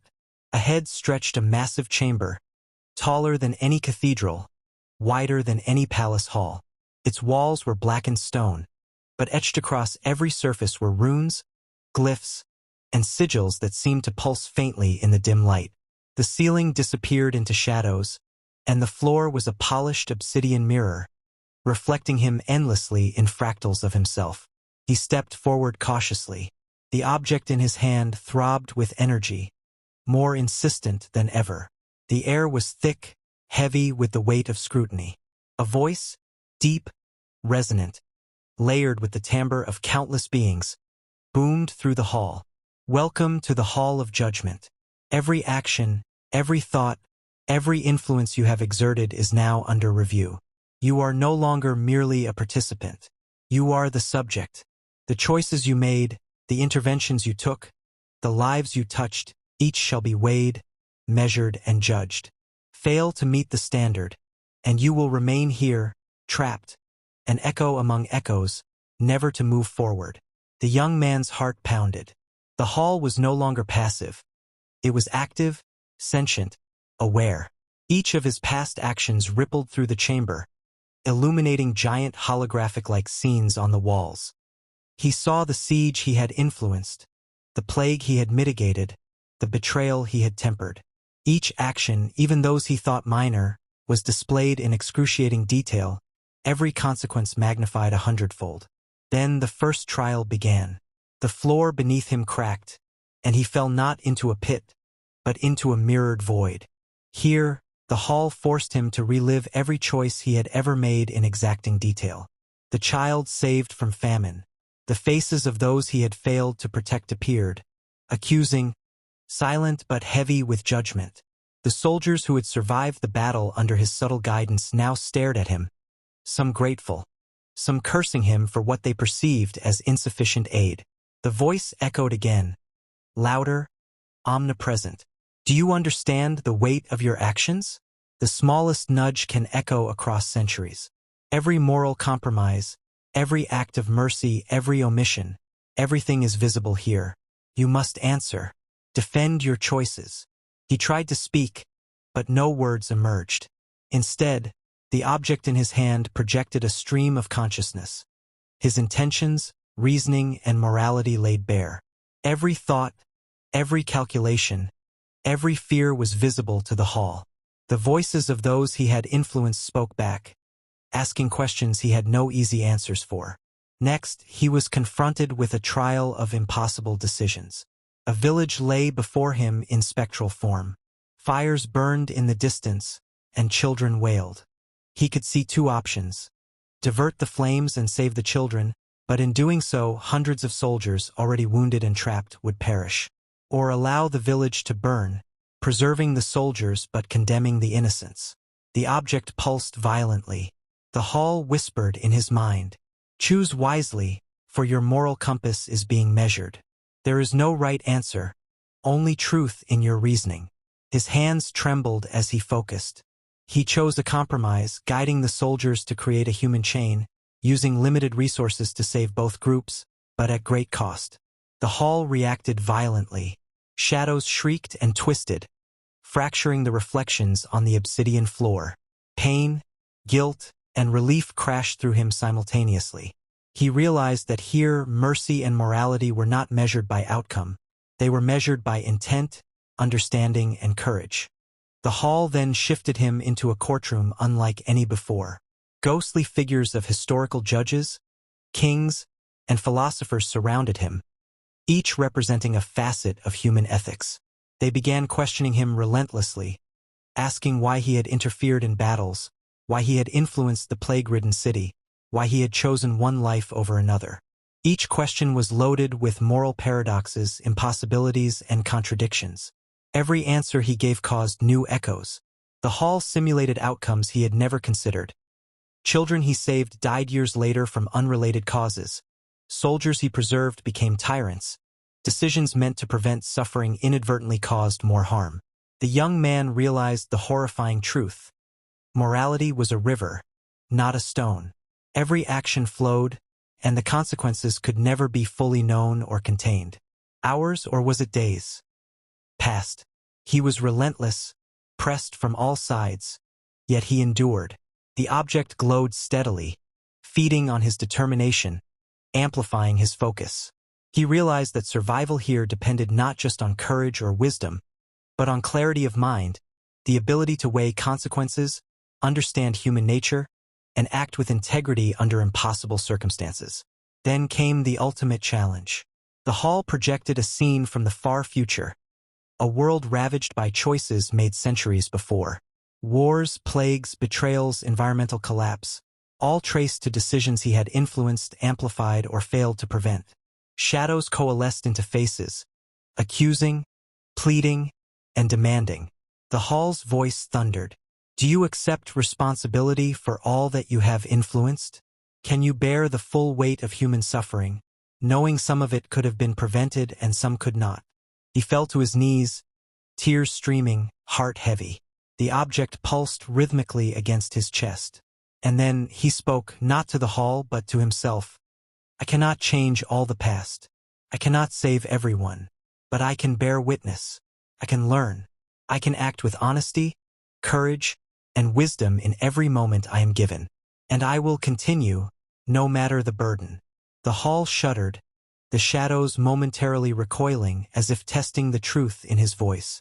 Then, the obsidian floor split, revealing a stairway descending into deeper darkness. The echoes of past, present, and future converged, whispering, "You may proceed, but greater trials await." He rose, exhausted, yet resolute. The hall of judgment had measured him, tested him, and pushed him to the limits of human endurance and moral understanding. He had survived not through luck or force, but through wisdom, empathy, and clarity of purpose. The doorway at the bottom of the stairs glowed faintly. Beyond it awaited the chamber of reckoning, where the prison's most personal and unforgiving challenges would confront him. Every fear, every failure, every shadow of doubt he carried would manifest. Every moral compromise, every choice made would demand reconciliation. The journey forward would test not only his strength, but his very soul. The young man descended, the object pulsing in rhythm with his heartbeat, aware that from this moment on, there could be no retreat. Survival alone was not enough. He would have to endure, confront, and ultimately transcend the prison's deepest, darkest truths. The stairway ended abruptly, opening into a chamber so vast it seemed to stretch into infinity. The walls shimmered like liquid obsidian, reflecting not his image but his essence. Every doubt, every fear, every regret he had ever carried. The air was thick with a silence that roared, oppressive, almost physical, pressing against his lungs and chest. A single pulse of light emanated from the object in his hand, faint yet unwavering, guiding him forward. The hall of judgment had tested his morality, his understanding of history, and his empathy for the suffering of others. The chamber of reckoning demanded introspection to its absolute limit. Every memory of failure, every moment of hesitation, every choice he had tried to justify now stood before him as living specters. At first, they were subtle shapes flickering at the edge of his vision. The soldier he couldn't save, the child who starved despite his intervention, the betrayal he had not prevented. Then they solidified, converging into living, breathing embodiments of guilt and consequence. Each figure spoke, not with words, but with the raw weight of emotion, a tidal wave of anguish, accusation, and despair. He fell to his knees, overwhelmed. The object pulsed, a heartbeat against his chest, as if urging him to stand. Shadows moved in the corners of the chamber, twisting into monstrous forms, demons of doubt, spectral judges from forgotten centuries, phantom executioners, and faces of loved ones he had lost. They pressed close, whispering, screaming, imploring, demanding. A voice, omnipresent and layered, resonated through the chamber. You have walked through history, through remembrance and judgment. But now you must confront yourself, your fears, your failures, your limits. Can you endure what you see? Can you reconcile with your own choices, your own guilt, your own humanity? The young man struggled to his feet. The object in his hand flared brightly, responding to the turmoil within him. He realized that here, survival depended not on physical endurance, but on facing truths he had buried, confronting fears he had ignored, and embracing the totality of human experience without flinching. The chamber shifted violently. Suddenly, he was standing atop a cliff overlooking a storm-tossed sea. Below, spectral ships capsized in waves, sailors screaming as they plunged into icy depths. He recognized them. They were echoes of his own interventions, the lives he had tried to protect but failed. Their faces twisted in anger, accusation, despair. "You cannot save all," the hall whispered, the voice now in every corner of his mind. "Some must perish. Some betray. Some fail. Can you accept this? Can you carry the burden without breaking?" The wind whipped against him, icy and biting. The sea below surged higher, threatening to consume him entirely. Yet the object pulsed insistently, tethering him to reality, anchoring him to purpose. He extended his hand and projected his will, trying to offer solace, trying to understand, trying to reconcile. The waves calmed slightly, though the sailor's eyes remained fixed upon him, demanding acknowledgement. The chamber shifted again, plunging him into a hall lined with mirrors, each reflecting not his appearance but his soul. In one, he saw the boy who had first entered the prison, wide-eyed and uncertain. In another, the young man who had learned empathy and courage, but at the cost of endless suffering. In another, a shadow version of himself, twisted by guilt, despair, and regret, whispering of surrender, of escape, of abandoning all he had learned. "You must face me," the object pulsed. He understood. The shadow was not an external threat, but a part of himself, the culmination of every fear, failure, and doubt he had tried to ignore. The chamber demanded reconciliation, a confrontation, with the darkest corners of his own mind. He approached the shadow, and it spoke, voice low and rasping. "You cannot save everyone. You cannot change the past. You will fail. You will be broken. Give up." The young man's voice trembled as he answered, "I cannot save everyone. I cannot change the past. But I can witness. I can act where I am able. I can endure. I will not give up, even if the world demands it." The shadow recoiled, splitting into smaller fragments, screaming in silent agony. The mirrors shattered one by one, fragments spinning into the air, dissolving into light. The hall pulsed, shaking the chamber violently, as if approving his answer, yet warning him that greater trials awaited. Next, he was confronted with a city engulfed in fire, screaming, chaos, and betrayal. A culmination of historical echoes, blending centuries into a single moment of total despair. Leaders he had influenced, soldiers he had guided, innocents he had tried to protect, all faced annihilation. The hall demanded he act, but there were no perfect solutions. He ran through the streets trying to intervene, to guide, to protect. Each action had consequences, immediate and future, visible and hidden. He saved some, others perished. Betrayals unfolded, moral dilemmas forced impossible decisions. Each choice, each step, weighed on him like iron chains. Sweat, blood, and tears blurred together. But he pressed forward, driven by purpose, empathy, and understanding. Finally, the chamber shifted into silence. He stood in a void, alone, exhausted, trembling, yet resolute. The object pulsed slowly, softly now, guiding him to a pedestal. Upon it lay an ancient crown, forged not of gold but of light and memory, symbolizing the mastery of understanding, endurance, and moral clarity. A voice whispered, "You have faced history, yourself, and the full weight of consequence. Few can endure what you have endured. Few can reconcile morality, failure, and survival. Take the crown if you are worthy and proceed. But no, the path ahead is darker, the challenge is greater, the truth's harsher. The prison is not yet complete." The young man lifted the crown, feeling its weight, not heavy in his hands, but in his soul. He realized that the chamber of reckoning had tested him to the absolute limit, revealing the true nature of human suffering, moral ambiguity, and the unbearable weight of history. He had survived, but at great cost. Every nerve, every thought, every pulse of emotion had been stretched to breaking. The chamber dissolved into shadows, leaving only the doorway ahead, faintly glowing. Beyond it awaited the trial of the eternal night, a crucible where fear, mortality, and the deepest, darkest truths of the prison would confront him directly. No preparation, no guidance, no object could fully ready him. He understood that the path forward demanded courage beyond endurance, clarity beyond understanding, and strength beyond survival. He stepped forward into the darkness, the object pulsing like a heartbeat, guiding him into the next stage, knowing that what awaited could destroy not only his body, but the very essence of his spirit. The doorway from the chamber of reckoning dissolved behind him as he stepped into a void so complete it seemed to swallow the light from his own pulse. The object in his hand, once a faint beacon, now throbbed like a heartbeat, casting shadows that danced on walls that might not exist. Here, there were no walls, no ceilings, no floor, only infinite darkness, a black so absolute it pressed into his mind, whispering of oblivion, despair, and dissolution.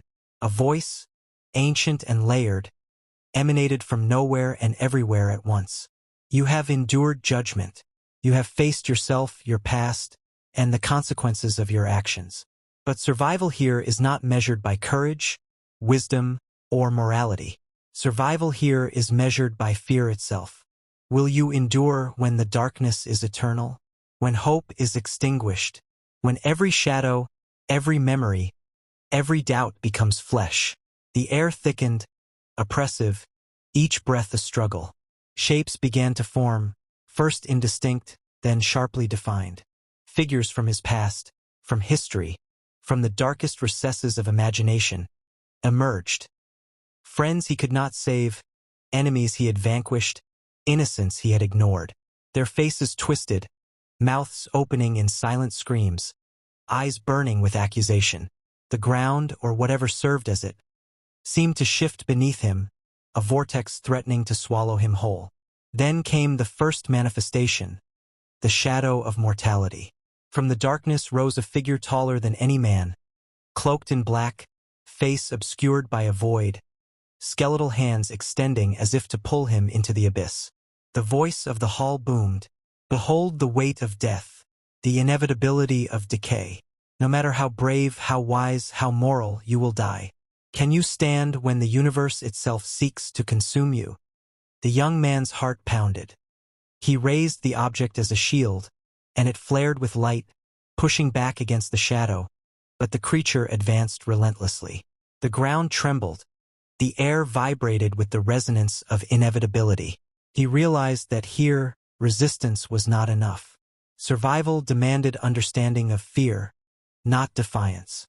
He closed his eyes, inhaling deeply, remembering every lesson, every moral compromise, every act of courage. He imagined the lives he had touched, the souls he had guided, the balance he had tried to preserve. Slowly, the shadow recoiled, not destroyed, but restrained, forced into stillness by his acknowledgement of mortality, not denial of it. The darkness shifted again, twisting into the hall of eternal regret. Endless corridors stretched before him, lined with doors. Each door opened to a scene of failure, betrayal, or unfulfilled duty. One door revealed a village he had tried to save, now destroyed by famine and war, every child screaming in anguish. Another showed the battlefield, where soldiers he had guided lay broken and dying despite his interventions. Another revealed friends he had neglected, lovers he had abandoned, allies he had betrayed. The object pulsed, urging him forward. He understood that in order to proceed, he must confront each scene, relive the anguish, and acknowledge responsibility without succumbing to despair. One by one, he opened the doors, absorbing the full weight of consequence. Each step drove him closer to exhaustion, his mind fraying, but he pressed on, knowing that avoidance would not save him. The next trial was a test of perception and trust. The darkness itself became fluid, forming whispers that imitated voices he knew. Friends, family, mentors, enemies. They called his name, offering guidance, begging for aid, accusing him of failure. Some promised safety if he followed them. Others threatened annihilation if he resisted. Every step, every choice was fraught with uncertainty. A test of discernment. One wrong move could trap him in an eternal illusion of despair. Hours or centuries, for time had lost meaning, passed as he navigated the fluid darkness. His own shadow split into multiple versions of himself, each embodying a different fear. Fear of death, fear of failure, fear of isolation, fear of irrelevance. Each shadow challenged him, questioning his resolve, whispering truths and lies in equal measure. "You are alone," one shadow hissed. "Everything you've done is meaningless. You cannot save them. You cannot save yourself. You have failed," another whispered. "Your courage is vanity. Your morality is illusion. Give in." He responded, voice trembling but resolute. "I am alone, yet I endure. I have failed, yet I learn. I cannot save all, but I can act where I can. I will endure." The shadows recoiled, merging into a singular void, dissolving into whispers that faded with the rhythm of his heartbeat. The object pulsed brighter, illuminating a path through the darkness, though it was narrow, treacherous, and serpentine. Then came the trial of eternity, a vision of endless passage. He walked through corridors that stretched beyond comprehension, each step echoing infinitely, each turn revealing more horrors. Cities in flames, oceans filled with the drowned, forests decimated, mountains crumbling, civilizations rising and falling in seconds. Every action, in miniature and magnified, reflected the full scale of consequence. His mind threatened to collapse under the enormity, but he pressed forward, guided by the object, by memory, by purpose. Finally, he arrived at the heart of the eternal night, a chamber filled with darkness so pure it seemed to erase thought itself. A figure waited, taller than any entity he had faced, radiating authority, despair, and inevitability. It spoke with a voice that was both everywhere and inside him. "I am the culmination of fear, the embodiment of mortality, the witness of every choice, every failure, every success. To pass, you must not fight me. You must not flee.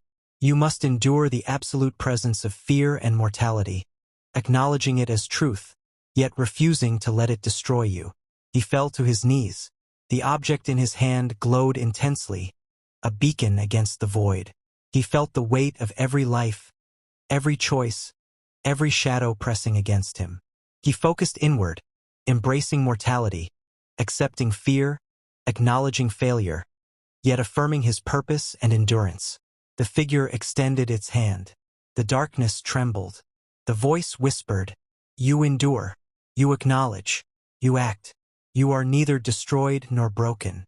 You may proceed. But remember, the trials ahead will demand more, and the shadows you carry are not yet gone." The chamber dissolved. The young man stood once more at the threshold of the next stage. The trial of the eternal night had not destroyed him, but it had tested the very core of his soul, bending his mind to the brink and forcing him to reconcile with the totality of human fear, suffering, and mortality. He had survived not through avoidance, not through strength alone, but through understanding, endurance, and acceptance. Ahead lay the trial of the forgotten ages, a crucible where the weight of history, time, and legacy would confront him. Here, the young man would not only face the ghosts of the past, but the echoes of civilizations long vanished, civilizations whose choices and failures would reflect back upon him, demanding insight, wisdom, and ultimate resilience. He stepped forward, exhausted, battered, yet more resolved than ever, knowing that to survive the prison fully, he must endure not only the present and his own fears, but the relentless judgment of time itself. The young man stepped forward into a corridor that seemed impossibly old, its stone walls etched with symbols that predated memory itself. Dust rose in spirals from the floor, though he felt no breeze.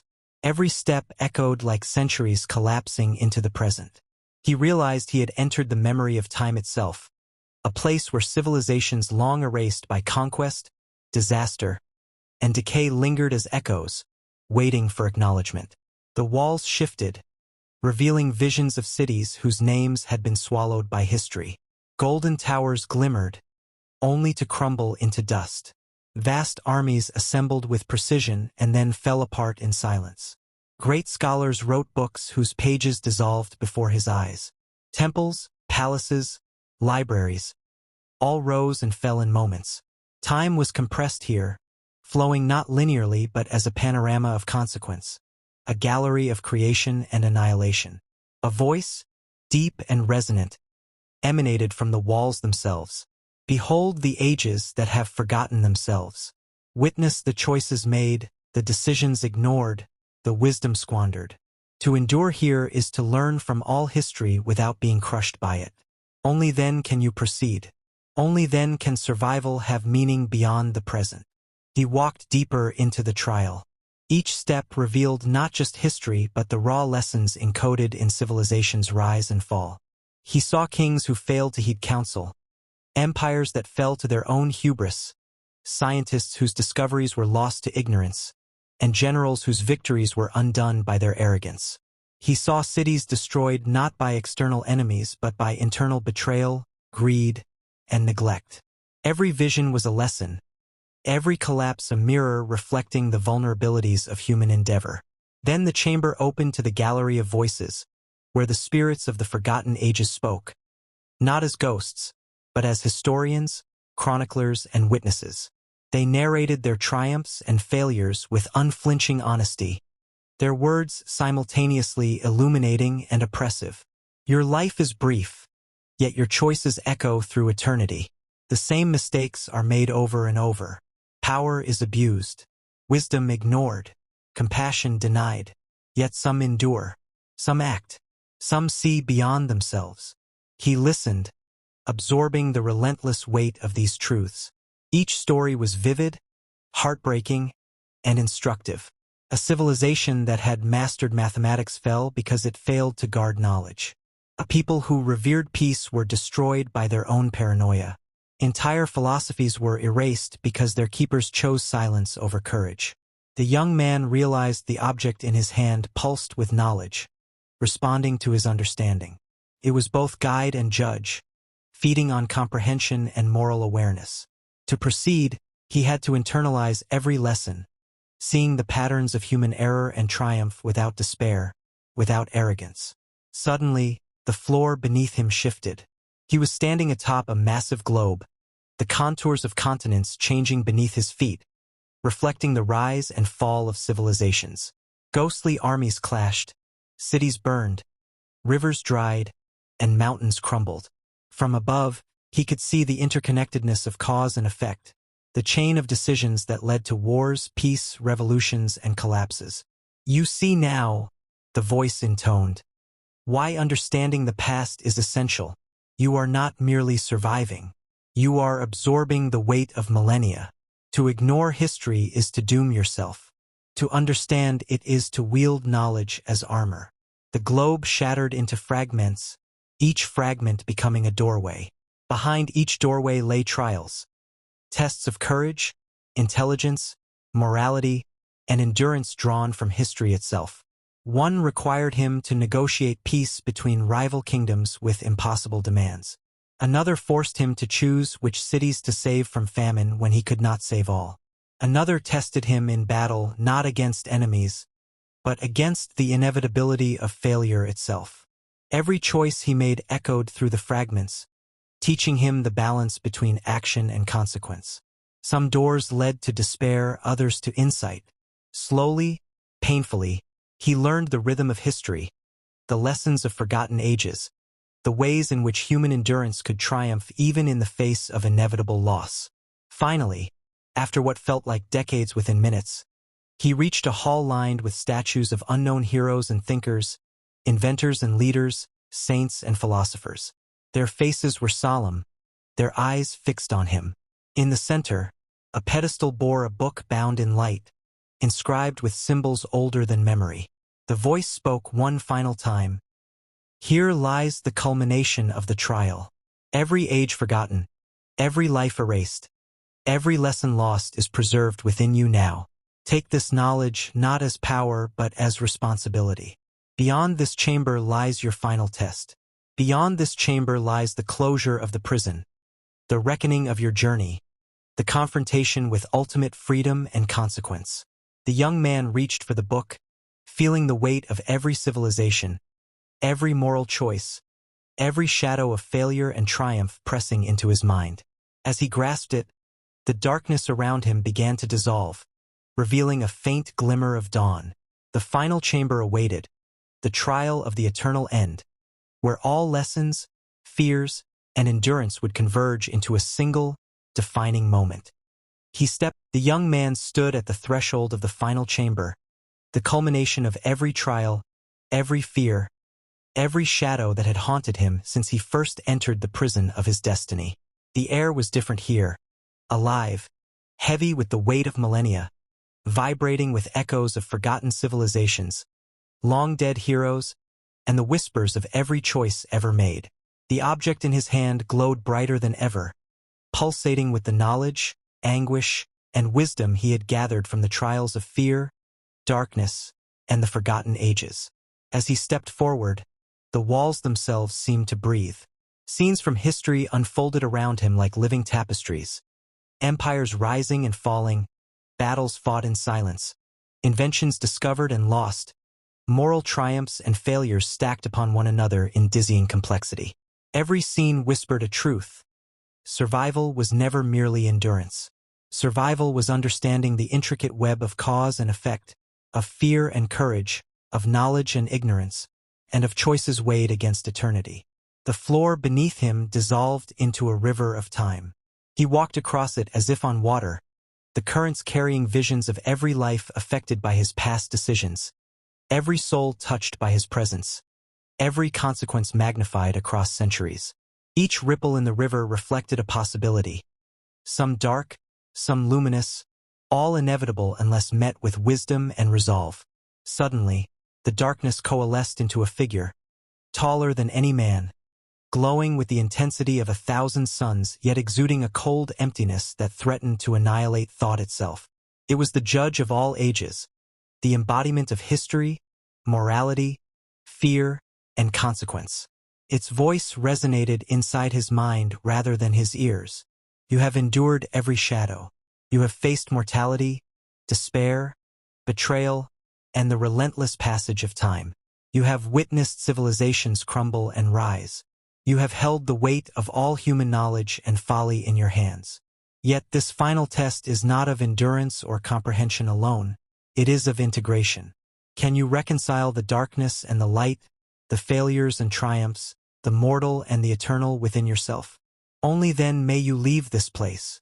The young man's heart thundered, his mind teetering on the edge of collapse. He remembered every shadow that had tested him, every trial that had bent him nearly to breaking, every fear that had clawed at his sanity. He realized now that all the pain, all the suffering, all the torment, had not been to destroy him, but to forge him into something beyond ordinary human resilience. He closed his eyes and inhaled deeply. In the silence of his mind, he called forth every memory, every lesson, every voice that had guided or challenged him. The faces of the forgotten ages, the spectral armies, the shadows of past failures. They all came into focus, not as enemies, but as mirrors. I accept you all, he whispered, voice trembling but steady. I do not reject fear, nor flee from death. I embrace knowledge and failure alike. I carry history within me, and I will honor it. I will act even when action is imperfect.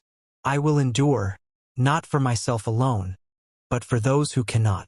The judge of all ages studied him in silence, the air around them trembling with anticipation. Then, slowly, the shadows of history and fear began to dissolve. The river of time steadied, flowing calmly beneath his feet. The object in his hand transformed into a radiant key, a symbol not of escape, but of mastery over fear, understanding, and consequence. You have passed. The judge intoned, voice softening yet retaining immeasurable authority. You are no longer a prisoner of the trials of history or of fear. You carry the wisdom of all ages and the courage to act within it. The prison is gone. The darkness has no dominion over you. The eternal reckoning has concluded. A doorway appeared before him, framed in light. Beyond it lay a landscape that felt impossibly real. Mountains kissed by dawn, rivers gleaming with clarity, cities vibrant with life and motion, and forests alive with creatures unseen but felt. Here, the weight of survival was not oppression. It was freedom, tempered by knowledge and responsibility. As he stepped forward, he realized the prison had never been a place of walls or chains. It had been the journey itself, a crucible designed to test mind, spirit, and morality. He had emerged not only alive but awakened, capable of perceiving the interconnectedness of every choice, every action, and every life. The world outside stretched infinitely before him, yet it was no longer just a physical realm. It was a tapestry of consequence and opportunity. He could act, influence, and shape outcomes with the wisdom of centuries distilled into human experience. Each step he took resonated with the lessons of the trials. Courage tempered by understanding, fear acknowledged but not surrendered to, knowledge applied with humility, and compassion guiding action.